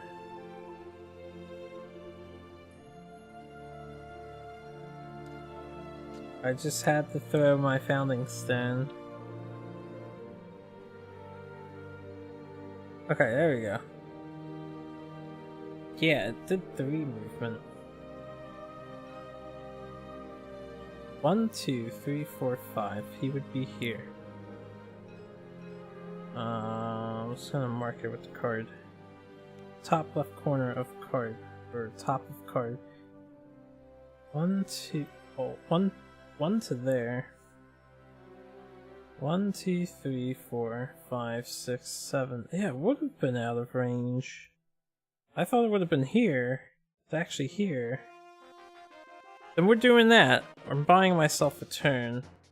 So ignore what happened. I am gonna go back in time. So she's fine to the auto rewinding. We will spend our last dash going here. 3, 4, 5 going here. During the thing. The opportunity. And the lion will be out of range. Lion is here. Good, that's what we're doing then. Okay. So Chomp whiffs, actually. We do not take a hit. I miscounted the space earlier. I thought he got to her no matter what. Alright then. It is our turn.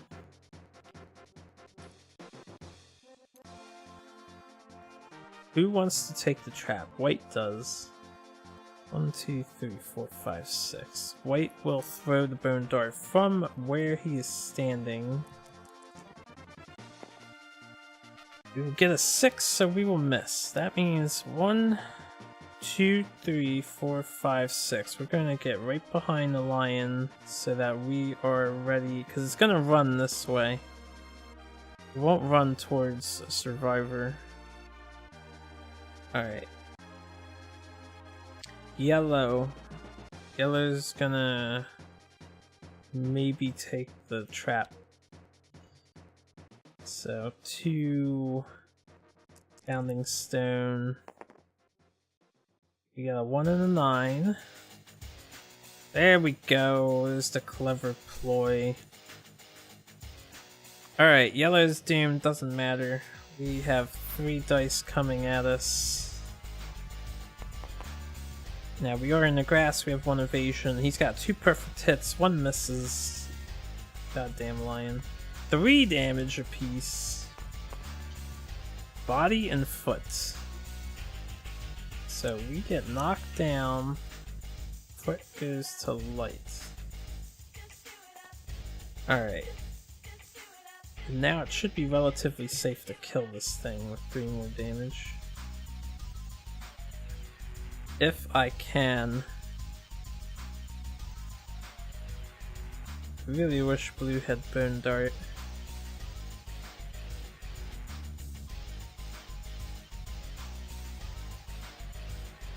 Alright, the lion's gonna go away from people, but I don't want him to go up, so I can't move to the left, because I think he would go up to get away. So this way. We want him to go this way. So 1, 2, 3, 4,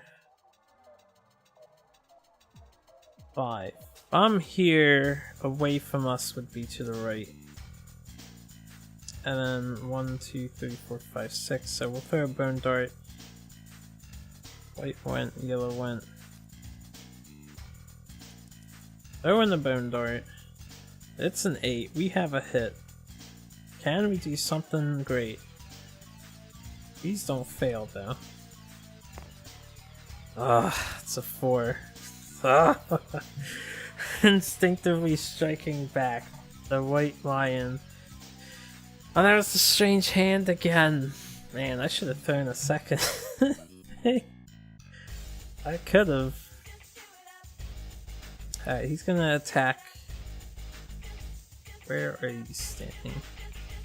1, 2, 3, 4, 5. Things are going downhill. Will we make it out of this alive? Basic action, 3 dice. Hits on 3s, I think. We've got 3 hits. Green is not gonna make it out of this alive. Alright, body, head. Cannot dodge whatsoever, so that's a severe to the head and a severe to the body. Let's see if green is still with us. We have a perfect for the head. I'm going left to right, by the way. So, perfect for the head. Destroyed tooth. If you have 3+ courage, you boldly spit the tooth out and gain 2 insanity. Otherwise, the blow sends you sprawling and you are knocked down. Alright, knocked down. Sent sprawling. And in the body. She's not ready to kick the bucket yet. I think that's also a knockdown. Right, body 10, bowled over. Blow sends you sprawling and you're knocked down. Alright, I just want to switch to this to lock it. So, twice knockdown. Blue gets to go. Blue gets to shovel over one. And can't do anything. I could throw my founding stone. I think green's just gonna end up dead regardless here.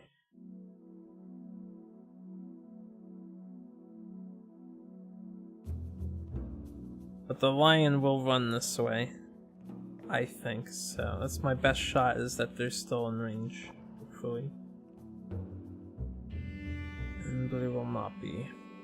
Disemboweled sucks. This and then throwing this is just a series of unfortunate events. Let's truck on.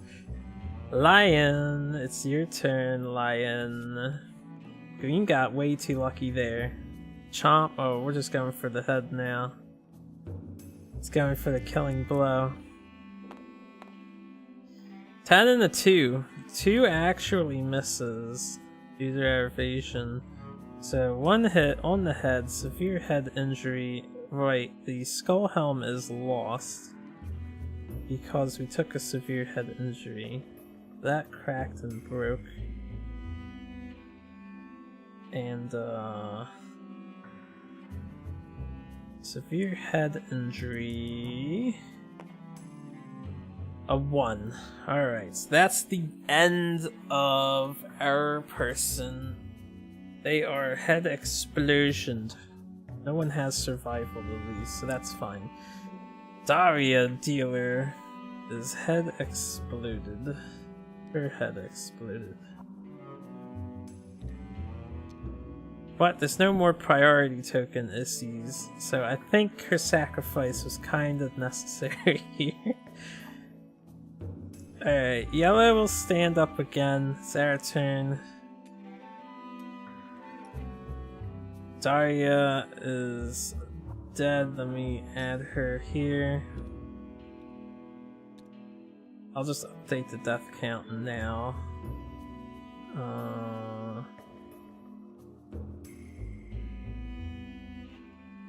Daria, what's your last name, Daria? I honestly forget. Dealer.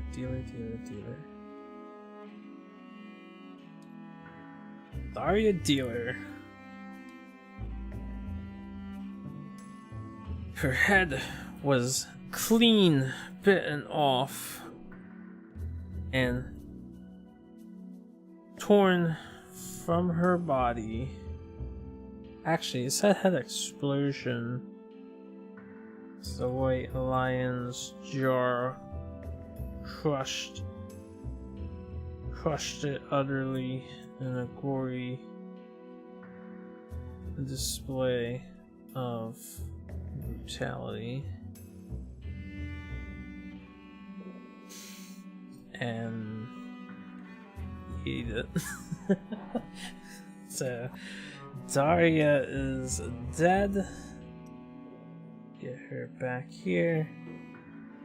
Rest in peace. I'm just doing this now so I don't have to do it later. We get 2 endeavors for that. Thanks to Graves. And we're back down to fucking 9 pop. That's okay. Alright, our turn. We want revenge on this stupid cat. So let's shovel her over. She'll go first. She gets like 1 more swing here. I don't know why I pulled those to the side. Poke her with the stick. We got the perfect hit. Come on, Beth. Poke her with the stick. Last time you couldn't hit his throat. Oh, she sucks. Alright, Beth's not having a good time.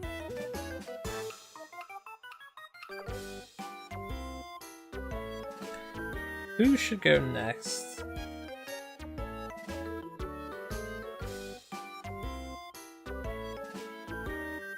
I'm going to get in his butt and attack him with the Founding Stone for yellow. The yellow won't be a target. Either Beth will be, or I'm gonna move him up close. Hopefully he'll be the target. Closest threat facing, which is none. Closest threat in field of view. I think that's how it is for both of the cards that are left. So we have a 1 and a 5, 2 misses, no good for yellow. David Dicer, row. My friend, 1, 2, 3, 4. David, throw that dart. Actually, you know what? David could be here. That's fine. And he's still in field of view 2 away, so we can still choose him. She'll get knocked away. So yeah, we'll do that. I missed with the dart, but we'll still be in the grass.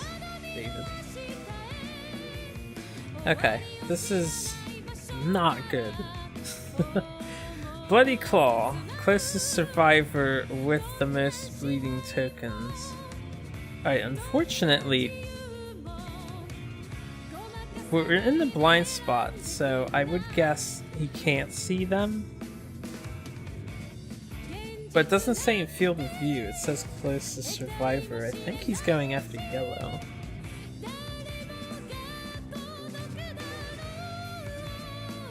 Let me double check blind spot. This is a pick target move.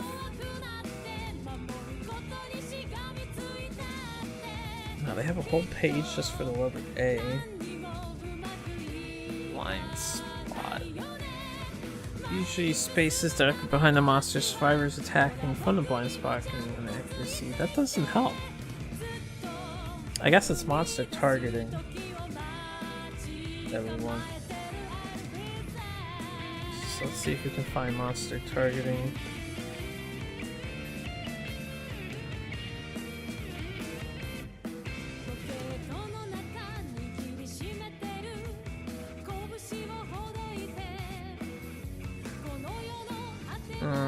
That doesn't help. Monster AI deck controller bonus.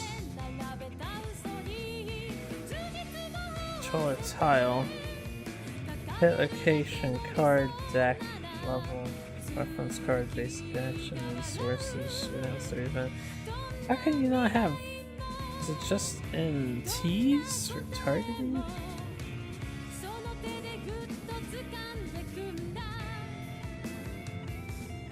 Target. Ugh. I wish the comprehensive 1.5 book is fully scanned. It's not out yet. The last comment I saw from Varrock is that they're working on it.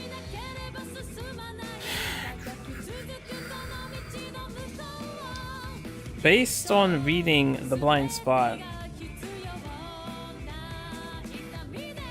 I don't know, I feel like in the blind spot they shouldn't be.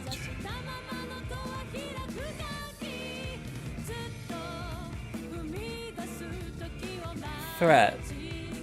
Oh, a threat. Right, they're just not a threat when you're in the blind spot. Okay, since it's not going after a threat, it will choose yellow.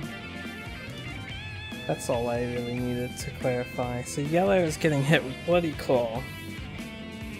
This might be the first Bloody Claw that actually does something. Lead 2 at that. Alright, a 10, a 10, and a 5. 3 hits for the lion. We only have the 1 evasion. So, head, waist, body.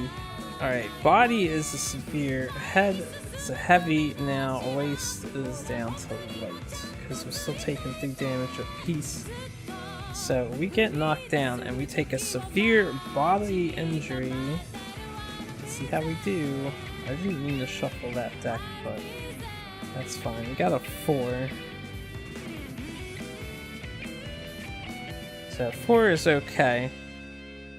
Gaping chest wound. -1 permanent strength. Injuries permanent can be recorded multiple times. Gain There you go. Forgot I can search for these because they actually named them. I should use this feature more often. Gaping chest wound. For yellow, -1 permanent strength. Okay.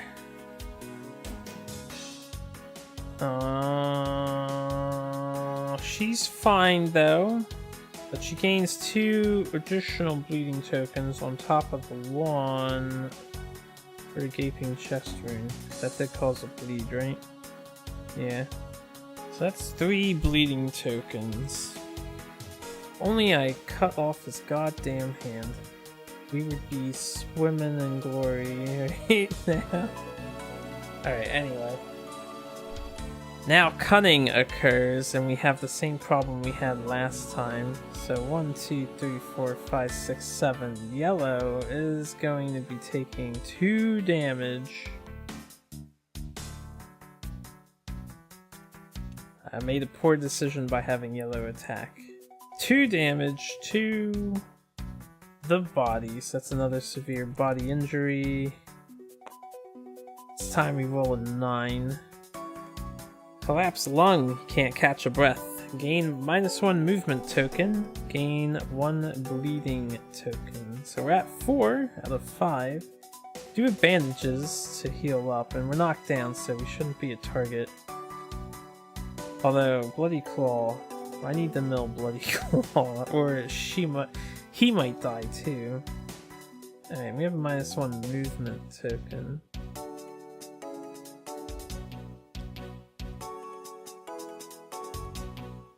Okay, so he's having problems. It's our turn. My only hope is that he gets a hit and gets rid of the thing. Blue will move forward 1, fucking disembowel. And white will... You can't reach from here. Alright, white will move here. And throws Bone Dart. 3, 4, 5, 6.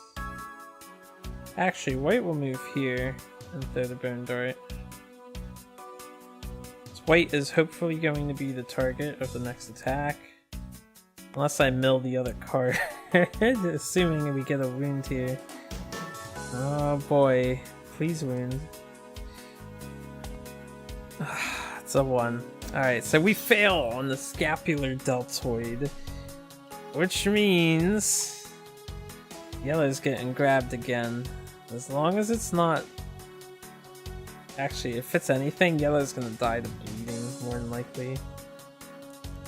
Taking 2 damage to... Oh, it's the hand. Alright, yellow survived 1 RNG. Now yellow needs to survive the monster's turn. Yeah, that's it. That was it for us, so... Survey says... Oh my god! Alright, the yellow's getting wrecked. We'll play this out, but I don't think they can survive. They have one dodge, 2 hits. He would have to roll 2 10s to not die due to bleeding. Body. Alright, well, it's only 1 body severe injury. We need to not get a bleed token. You rolled a 9. You get a bleed token for 9, though. You get a bleed token for everything. Yeah.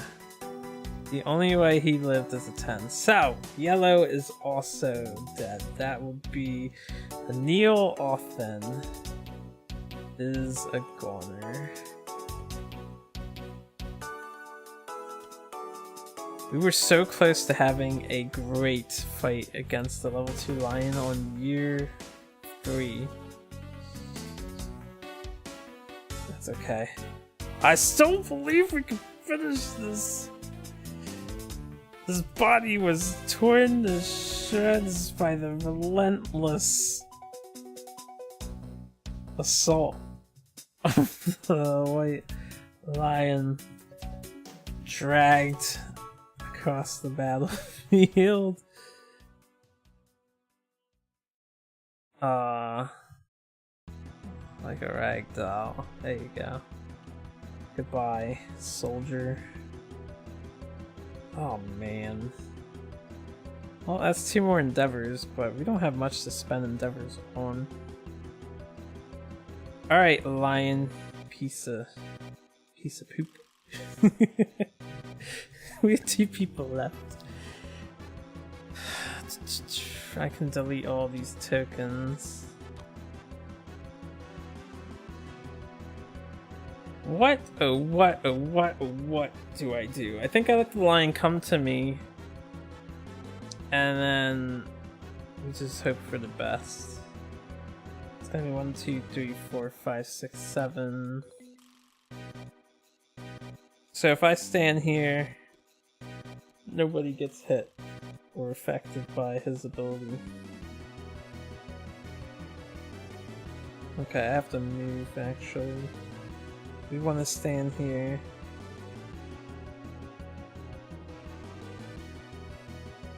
No, I miscounted. 1, 2, 3, 4, 5, 6, 7. Alright, we can stand here. So this person died. We'll stand there, we'll let the lion go. We'll pass our turns, we don't have anything else to do. Chomp will occur, closest threat field of view. It's gonna be Dave, and the lion will park itself right here in front of Dave. Alright. We're gonna move forward with blue. King's Spear. Come on, Beth. 1 hit. That's the average. I need you to average a wound though, Beth. I really need the wound. Yes! Okay, we finally got a wound.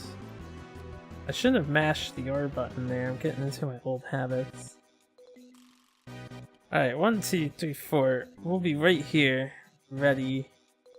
Let's... He's gonna get dragged away. Knocked down. Be unable to defend... Well, basic action targets. Yeah, closest survivor, not closest threat. It's basically gonna get hit for 2 turns. Alright, I have to do this. He has the best chance of living. Got a 7. It's the fleshy gut. Why did I have to chop off his dick? We got a 6. A 6 is good, I think. Right, 6 and 3 is 9 and 1 is 10. So we actually are almost done. There is 1 card left to... or no card, there's just 1 rune left to do. The only problem is the white lion gets to drag somebody away. You know what, if I have to, I'll Founding Stone it. That would have been 2 Founding Stones on a level 2 on Lantern Year 3, that's not that bad. If I hit the trap, I'll scream in anger. Not really, but internally. Alright, white lion will go. Basic action, closest survivor, field of view. They are equal distance, so we're gonna choose Dave. So 3 dice. Hits on like 7s or something. We got 1 hit, 2 hits. Of course it rolls fucking 7s. 2 hits, 3 damage apiece. To the body, Dave! No! You rolled so bad. Oh, he got knocked down regardless. And a severe body injury. Can Dave survive or will he die? I wanted him alive so he could be the murder target. Alright, we got an 8. Dave's fine. It's got a broken rib. Another -1 permanent speed. This injury is permanent, can be recorded multiple times. Alright, Dave's got a broken rib. Now we have to survive 1 more turn. There's 2 bodies. Oh, that sucks. I'm gonna change this card to say broken rib X2. 2 broken ribs. -2 speed. Man, this is a shit fest. I guess I should have expected as much. Maybe if we had 5 survival, so 1 extra survival, we would have finished it off. Alright, running away from the survivor. I guess I would just go straight up. 1, 2, 3, 4, 5, 6, 7. Cunning. 2 more damage on the Dave. Anywhere but the body, and I know body's on there twice. Alright, waste. So, our turn. The last thing that has to happen is this Founding Stone needs to not hit the trap. Actually, you know what? Do I need the Founding Stone? I do, because he's gonna attack Dave again. I could let him attack Dave. We could gamble. Dave has pretty high dodge. No, he's gonna attack and drag Dave again. That's the problem. We'll throw the Founding Stone. Come on, RNG. Alright, we did it. We destroy the White Lion's jaw. Roll 1d10. On a result of 5+, its jaw flies off its face and the attacker gains 1 courage and 1 survival. Looks cracked to me. Well, it says 8 when I zoom in, but it's... Oh, it's on its side. I'm gonna re-roll it. It was cracked. Alright, we got the 5+ anyway. So, a bittersweet ending. Beth has... She threw that Founding Stone to save Dave's life, and it, like, really saved Dave's life. So, good job, Beth. Way to go. I had to cut off its dick. All I need to do is not cut off its dick. That extra damage fucked us. GG. GG, White Lion. You proved you're not to be underestimated. Alright, that's a level 2 White Lion on Lantern Year 3. That's actually a first for me. I usually always fight him after the Butcher. Cost me 2 pop, but overall, I guess it was mostly just bad luck. Timing of cutting off his dick with the Founding Stone was the worst luck. But that's okay. So we reap the benefits. Now hopefully we reap some freaking awesome benefits.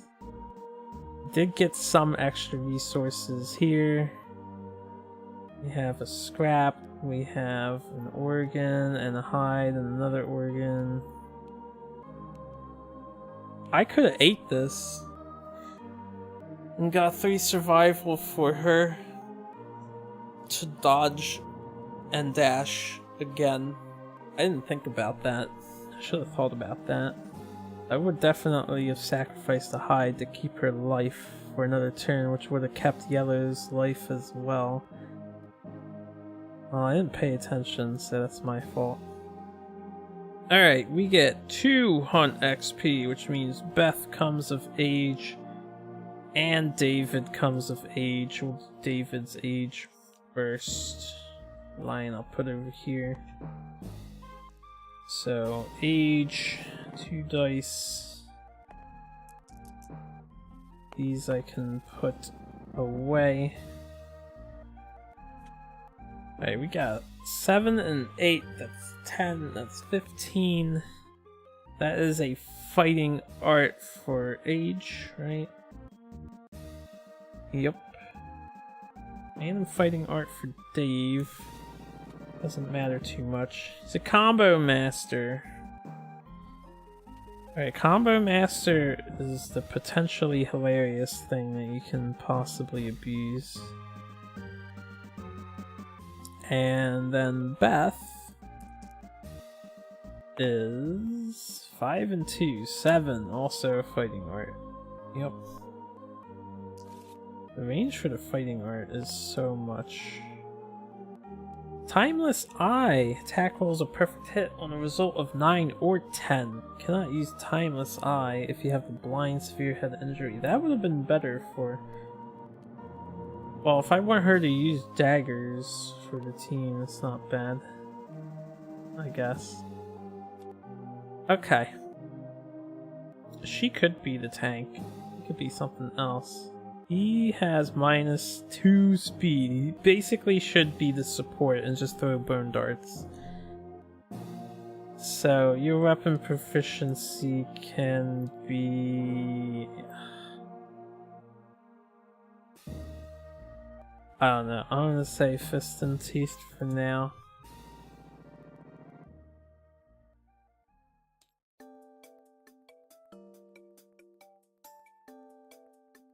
Hers... I'm gonna make her a spear proficient. She doesn't have... No, she is at -1 strength, but she's still natural 1. So yeah, I'll make her spear proficient. We might stick with Beth maybe. Again, between my level 2 characters, I'll probably fiddle around a tad. Anyway, 2 Hun XP, the weapon proficiency level, and then rewards. Level 2 is 4 basic, 6 White Lion. That's all we get. We get 2 more endeavors. Alright, 4 basic rewards. 1. We need a bone. Oh, finally, mystery meat. 2, 3. Keep these lined up. Love juice might be fine. I need to think about making kids.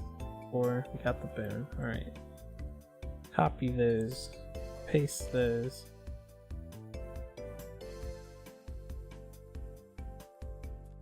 Okay, I just want to make sure everything is being copied and pasted.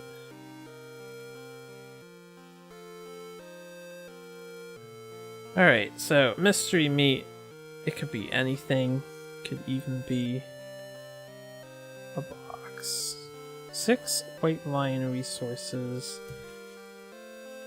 This is hopefully going to be really good for us overall. Claw.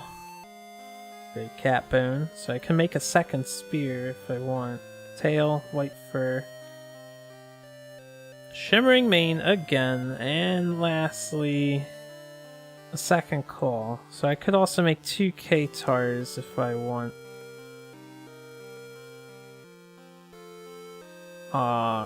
Kinda, we've had really bad luck in terms of me wanting to make the White Lion armor. I might pass on the White Lion armor and move on to the Antelope. Maybe we can try and focus on getting Antelope armor. Which means I should pass on the K-Tars too, and I might make a second spear, since spear is better against the Antelope. And then we can farm the Antelope. So there we have it, there's our stuff. Very low on the organs. Constantly low on the organs. I guess we have 3, technically 4 this time around. And this shimmering mane, I'm just gonna, well, we'll keep it for now. I have to do the settlement event and stuff. Alright, let's pack up some of these things. We'll just do that. This stuff, normally I pack it up later, but I'll do it now. Basics, the advanced, basic, advance. He did have ground fighting. Damn, we milled it. I should have been a little more cautious scrying early game till we went through the deck once. Did it more tactically. That's okay. Alright. And I'll put that stuff away later. Because we have a butcher fight coming up next year. But first, we get our 2 endeavors, we update the timeline. We have a nemesis encounter. Welcome to year 4, everybody. Settlement event. I'm surprised they didn't make more settlement event cards. They really should. Pooch could have totally considered an expansion pack with 1.5 of like 10 or 15 more cards. Just for variety. But I'm a guy who likes variety. Maybe Poots was feeling like he didn't want too much variety in the settlement events, so you can rely on maybe getting something twice in the campaign or thrice. Anyway, Dark Dentist. Cloaked woman enters the settlement. All that can be seen beneath her hood is the sparkle of perfect teeth. She offers to improve the survivors if they are brave enough.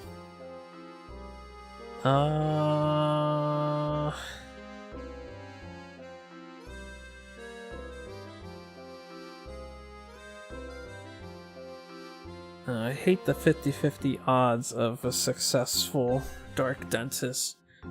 Almost every time Dark Dentist comes up, this shit costs too much, and I never use any of these. So it's just a nothing event. I've been tempted to use Metal Jaw many times, because the opportunity to get sharp on a Fist and Teeth character would be tremendous, but we don't have 2 iron. So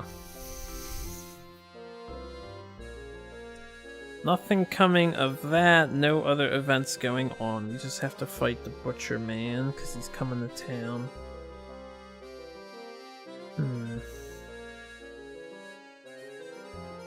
Well, before I close off for the video, why don't we do some planning here? Gonna innovate.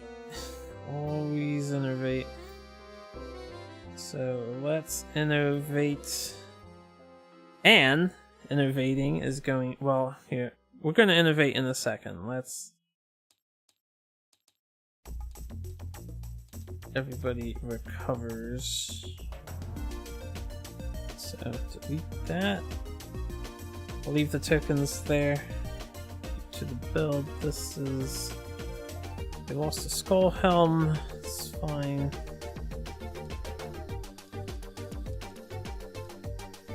This person's technically dead. And you're back at 3-1. Okay. No light brain injuries, right? Nope.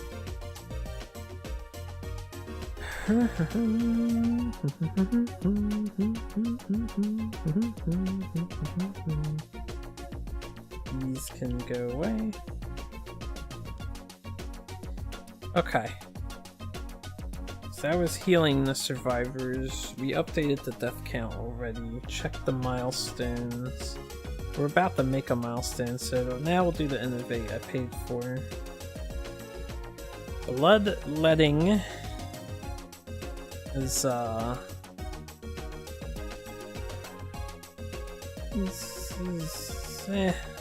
lantern oven we get for free next year after the fight. Drums and sculpture.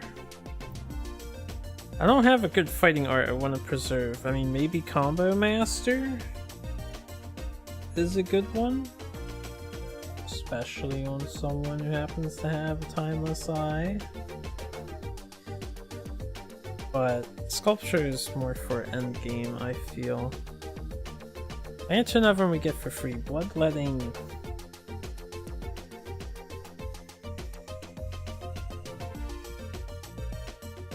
Doesn't do anything that I want. So drums would be the way to go.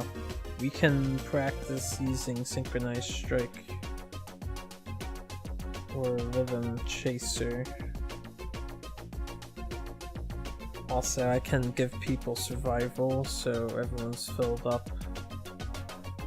So we'll take drums. Shall get the drums. Alright. Drum innovations are added to the deck. We want...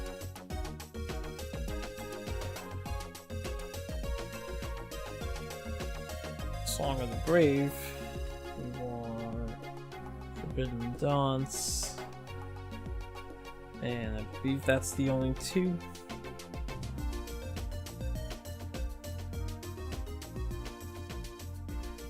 Yes. Alright, so we have drums. We have 5. 5 innovations is the Hooded Knight. So let's do Hooded Knight, which I think is here. Hooded Knight. Any survivor has the Twilight Sword, they duel the Knight. Otherwise, his motives are inscrutable. Roll below on mysterious agenda. Stranger emerges from the darkness. In my past campaigns, Hooded Knight is usually a little shitter and he just kills people. Alright, we got 7. So, Hooded Knight forces a tattered parcel into the hands of the returning survivor with the most hunt XP. Oh, he's gonna get murdered. If tied, randomized. Hooded Knight leaves with unfinished business. There are no returning survivors and unfinished business. So, add Hooded Knight to the timeline 4 years from now, and we have a tattered parcel. I'll read the tattered parcel in a second. I've actually not gotten this yet before. So, 1, 2, 3, 4, year 8. I don't know why I had to math that. 4 and 4 is 8, you dumbass. Unfinished business. Twilight Knight. Or Hooded Knight.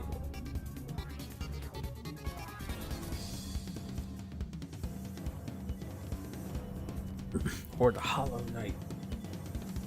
Okay. Survivor gains the Twilight Sword rare gear. Place it in their gear grid now. The survivor may select Twilight Sword as a weapon proficiency type. This weapon is cursed. It may not be removed from their gear grid for any reason, and when they die, archive this card. That sucks. If you pay attention to the rules of the game,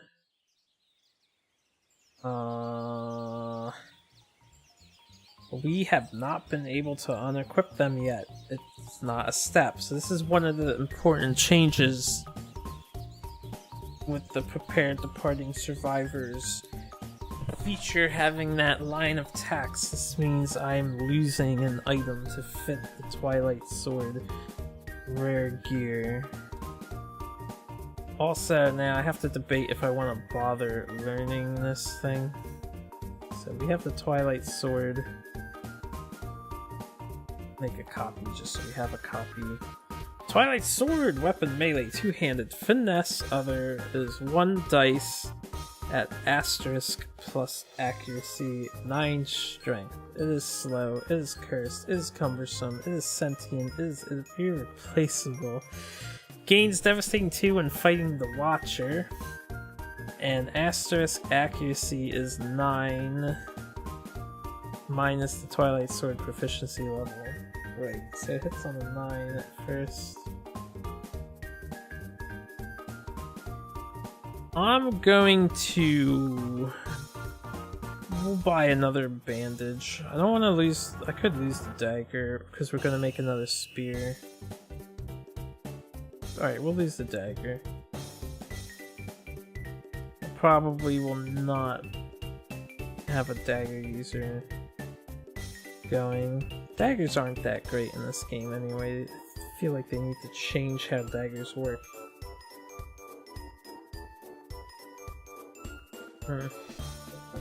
Anyway, he has a Twilight Sword. And I may as well make him Twilight Sword proficient. Twilight Sword. Why not? Hey, being at -2 speed, may as well use it, right? I have to decide if I want David Dicer to survive now, because he's actually a really good character. Alright, he's secretive, so he must skip the next hunt. And that's all that matters for him. Speaking of skipping the next hunt, these 3 are fine.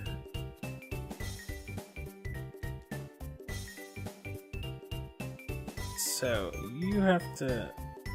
We're not in the depart yet, but I'm just gonna pack up all his cards.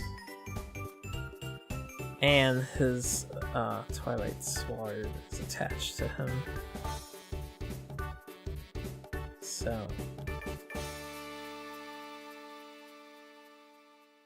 we will leave you here.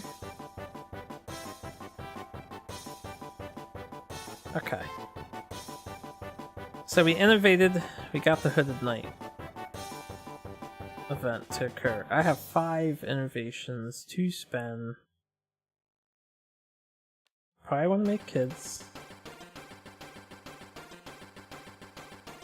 This is doing nothing. Right, lost the other one.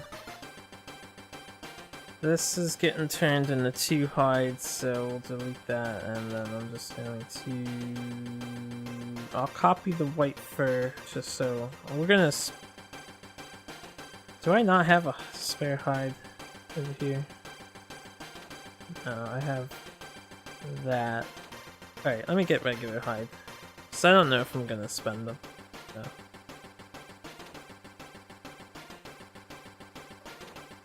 2 hides. Should have did that first before I innovated. Feathers will keep for later.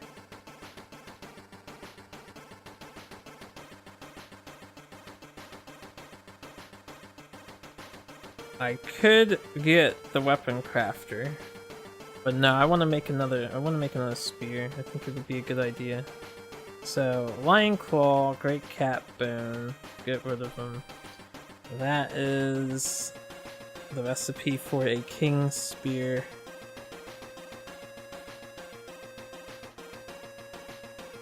So we're going to make a King Spear. Second one.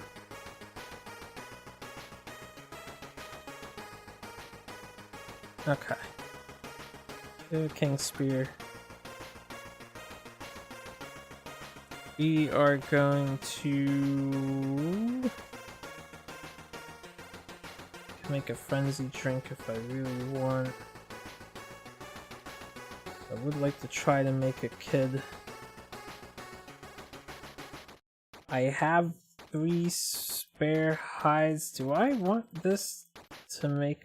What is white fur makes all the white lion gear. I don't think there's a particular one that's great by itself, is there?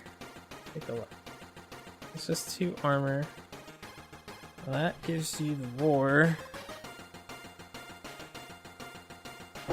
Excuse me. Alright, that is pretty good standalone. White lion helmet. This gives you the pounce, which is also okay, standalone. And then we have the boots, which is just +1 movement, which is Actually, movement's really good as well. This one has the conjunction with the pounce. And then that's all 5, right? 1, 2, 3, 4, 5. Okay. Let me try and keep them somewhat organized. I can make a clawhead arrow in preparation for getting phoenix bows later.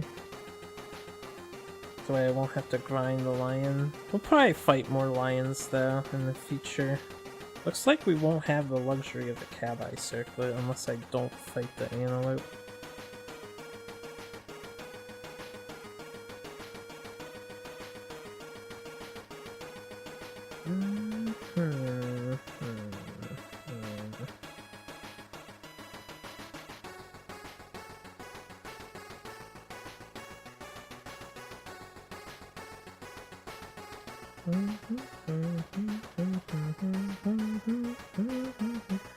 I would have loved the Whisker Harp actually, it's pretty decent.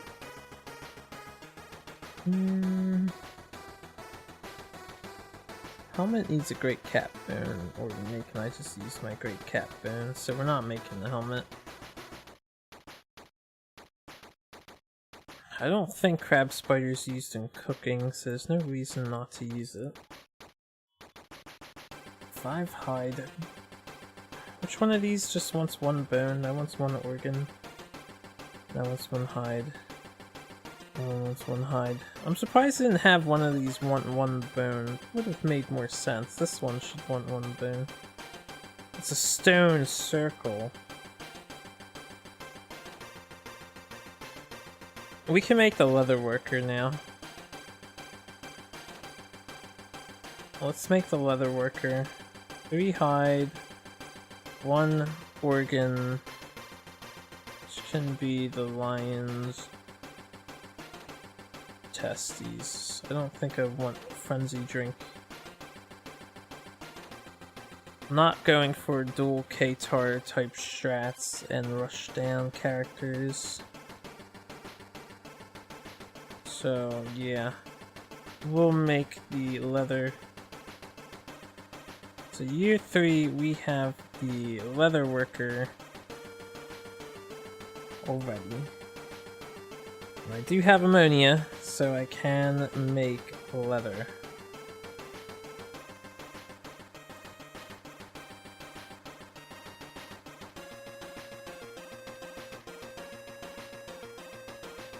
Alright.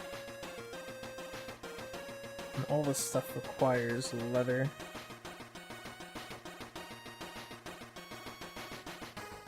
One leather, 1 bone, 1 hide. I can make a leather shield. We can make 2 leather and then make 1 leather shield and just have 1 leather left over. Which could make a skirt just for someone to have, and we can start working on this armor set to get at least 1 copy of it. Yeah, I don't have much else to do with my endeavor, so let's do that. We're gonna make 2 leathers with these 2 items here.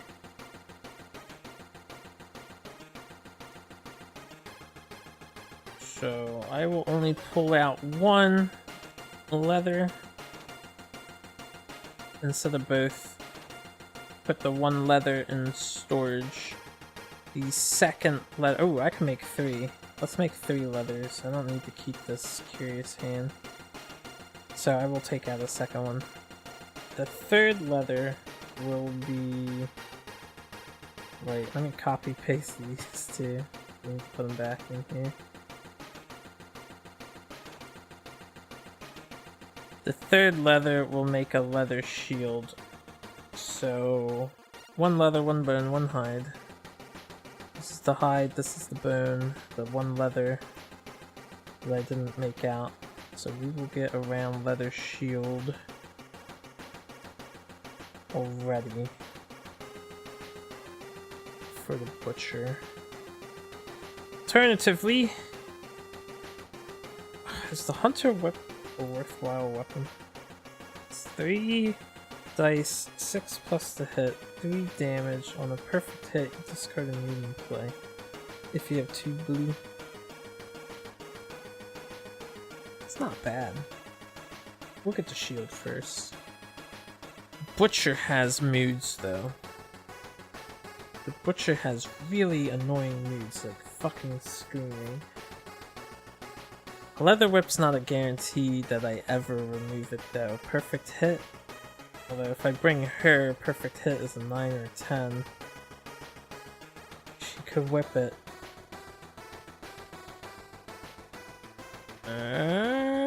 She could whip it.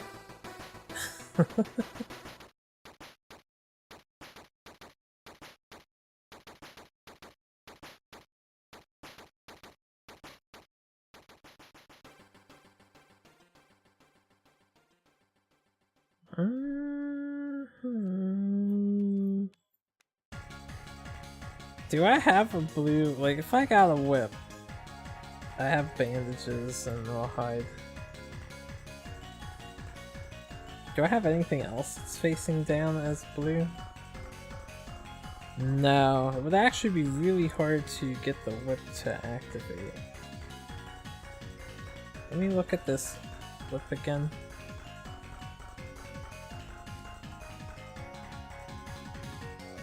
Yeah, they both have to be attached to it.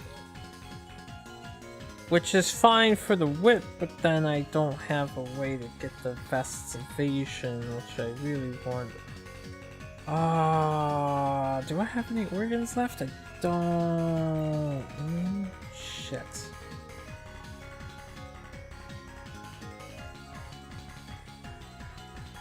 That doesn't change what we're doing. I'm buying a shield. I'm buying a shield off of it. Another monster grease would be excellent, but if I focus on the two characters, if one of my defenders is always the furthest away, and another of my defenders is the closest, I should always be able to manipulate the Butcher. We should be fine against the Butcher. Alright, I'll leave this up here until I'm in the departing survivor step. Let's make a kid. Let's make a baby. We're gonna lose so much when Armored Strangers comes around, so maybe I hold that until after Armored Strangers. I might be able to get the beneficial instead. You know what? That love juice? I'm not gonna go for an early strong society since we're already at 9. I lose 2 more people and stay at 7 or below. We'll be good on Armored Strangers. So I'm gonna make a... either save the love juice for later, or use it now for another. I'm gonna use it now. I think having another monster grease is a good idea.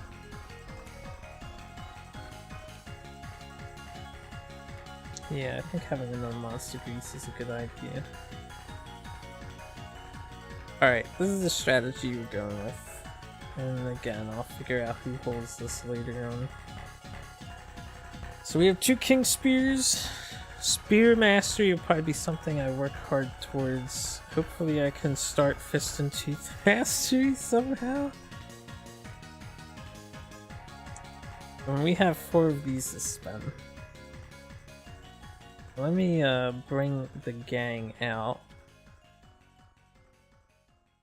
I mean, oh my god. It's all because I couldn't tell them to... Nah. It's okay. Okay. It's all good. It's all good in the hood. It's because I couldn't press the one button. Alright, that's everyone? No one else got absorbed into someone else? You have seizures? 1, 2, 3, 4, 5, 6, 7, 8. Where's my 9th character? Or did I not update this and we're actually at 8?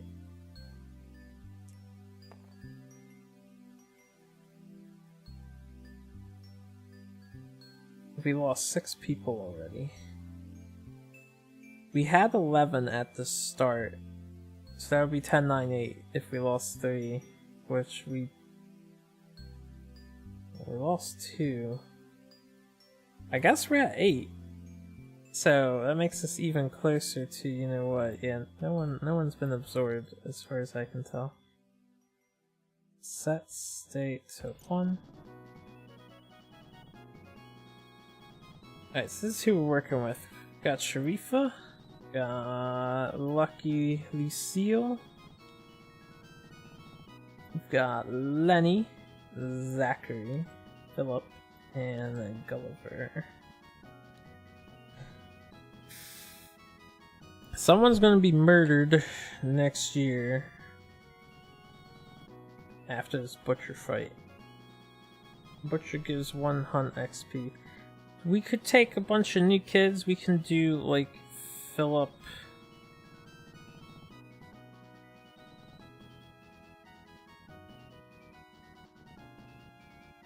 He has to skip the next hunt, which pisses me off so much. Wait, speaking of skip the next hunt, no one else does. We got 3 people. Yeah. Dumb check. Alright, anyway. Lenny... Maybe I should bring Lenny and possibly sacrifice Lenny instead of him. So David.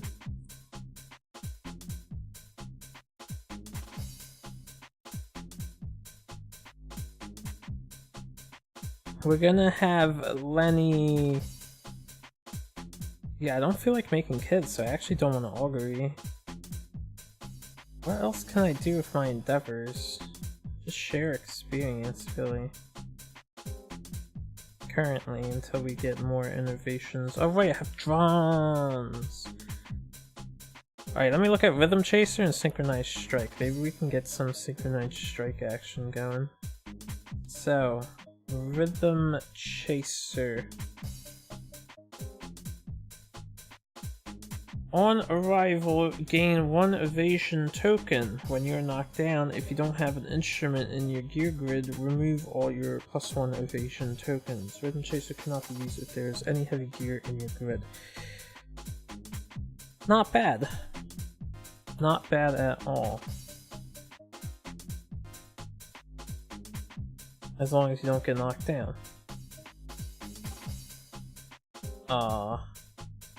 We don't have any musical instruments. Now that I have drums, I didn't think about it, but I could make a rawhide drum.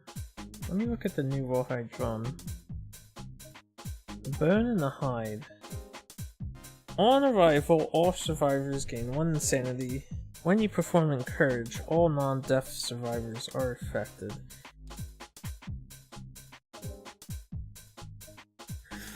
It's not great, but it's not bad if multiple people are knocked down and you've got the drums and you're not. It's not the worst, it's not the best item in the world. It's also green to the left, which so many things are green to the left and we wish they weren't.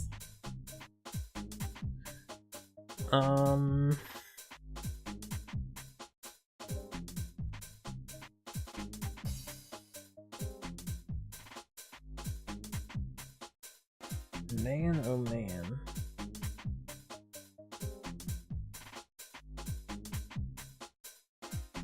I could make it. Also, I did have another great cat bone. I could have made the headdress for the lion, but that's okay. I'm pretty happy with how we've progressed so far.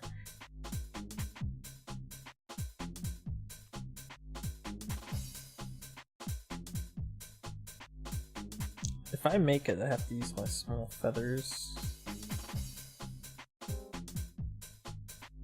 Which is fine, you know. I don't have to save the small feathers.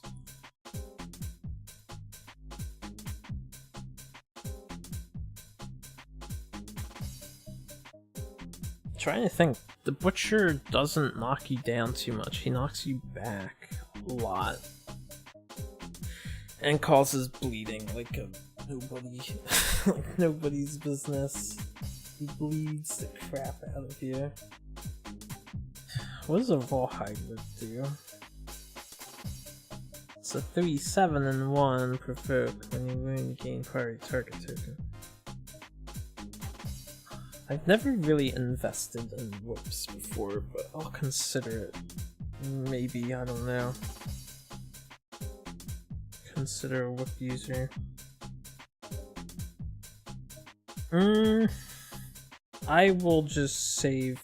We won't make a drum, but Rhythm Chaser is an interesting thing. The other thing is the Synchronized Strike.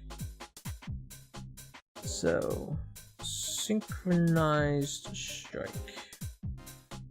With flawless coordination, you strike as 1. When you're adjacent to a monster with a melee weapon and have an attack assist, your attack gains +1 accuracy, +1 strength, once per round. Attack assist is a survivor who also has Synchronized Strike and is in the right spot. They are standing adjacent to the monster on its opposite side, parallel to you. So basically, someone will attack the monster, hopefully get their Synchronized Strike, and the other person who's hopefully already in position will also get their Synchronized Strike. That would be the best use of it. Otherwise, on average, only one person gets the use of it.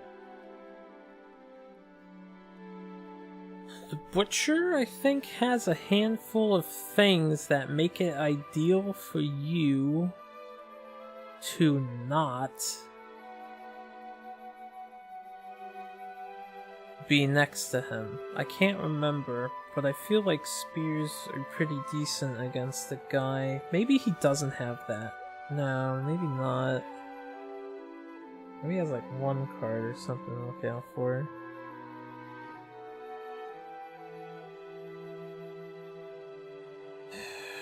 Alright. Who am I likely to send? I think for the option of murder, we send Lenny to get that 3rd XP because I might want to keep my Twilight Sword guy and try and level him up. Just because we have it.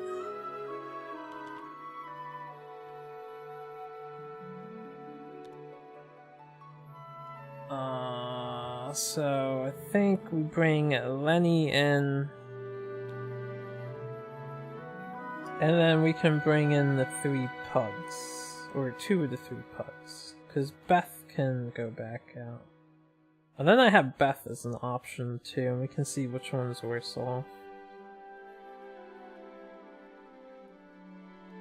And Beth could be oh, we don't have the dagger anymore, never mind.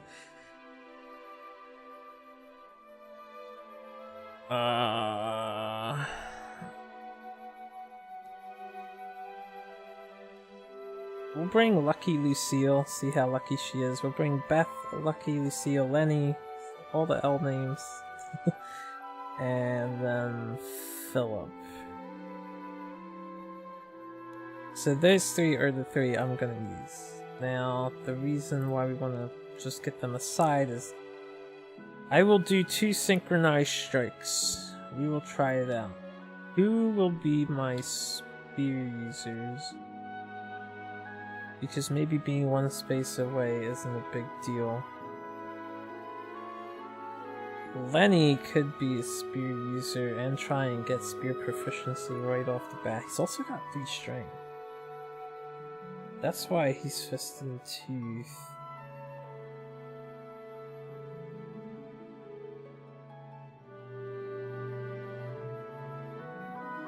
Man, if only I had 2 iron.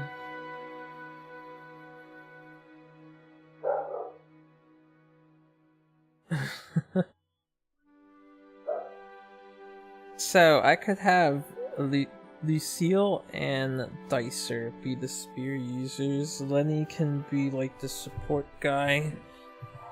We just have to hit with Fist and Tooth once.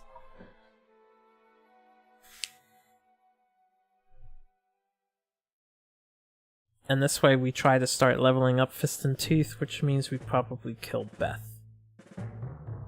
And she can just use the shield for now. Or, yeah, because we want to maybe consider keeping David. I mean, David Dicer, come on, he's got such potential. He's seen shit, he's got experience. Character-wise.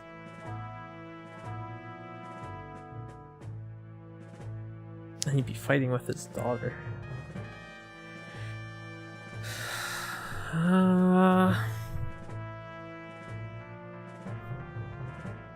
Alright, yeah, we will do these 2.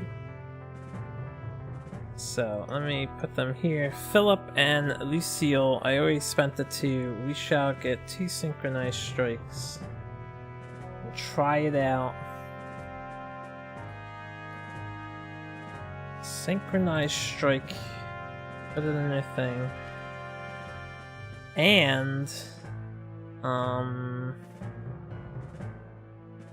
does anyone want rhythm? My tank? I could give my 1 tank. Everyone has 1 evasion. No one has like a better evasion. I could give Beth. No, she's gonna die. Don't give Beth anything. We're gonna kill her off. Yeah, Timeless Eye is not that good. This card can be destroyed. Hopefully, I still. Yeah, it's 26. I have to copy that. So if not Beth, then him, David. We could give David Rhythm Chaser so he has an extra evasion. No, he's not going to be in the next fight. It'd be Lemmy. Lemmy could get Rhythm Chaser. Alright, I'm going to give Lemmy Rhythm Chaser. Fighting Art.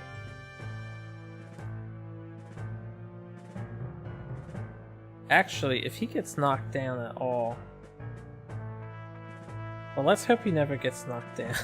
So, Lemmy will be Rhythm Chaser. Maybe I should get him a drum, just so if he gets knocked down, it's not a big deal. Then the next thing I'm going to do is...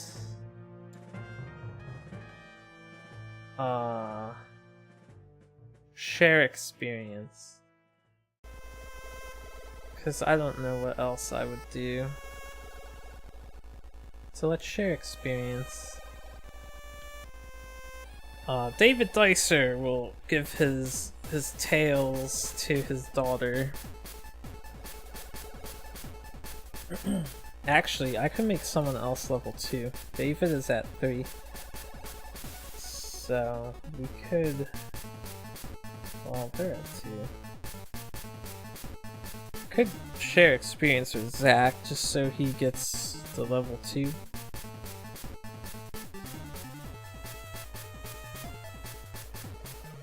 Doesn't really do anything at the moment. We'll give it to Lucy. Share experience with his daughter. Okay, I think...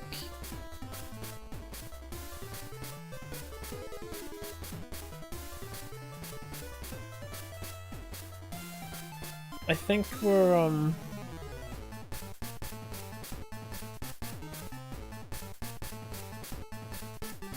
think we're good.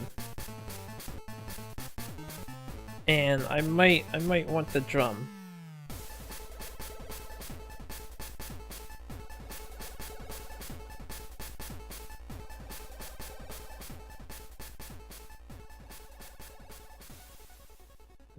Just so I can benefit from not losing my evasion tokens. I have to remember, it's only one evasion token he's gonna have. This is from gear, and this is from gear, so we won't lose these. I'm not getting him drums. You can just have Rhythm Chaser. Alright, so that's good. Thanks for joining me. We're set up. I am gonna end the video here. I will get to the depart phase next time. I'm just gonna pack up the white line and everything and pull out the butcher stuff and whatnot off screen before we set up. So anyway, this has been another thrilling episode of Kingdom Death where we killed our woman in childbirth and we lost 2 people to the white lion level 2. But on the bright side, that's a new record for me. I killed the level 2 white lion on year 3. I don't know if I would ever risk doing it on year 2. Definitely not on year 1. Anyway, have a good one, everybody. Hope your own campaigns are filled with glorious death as well.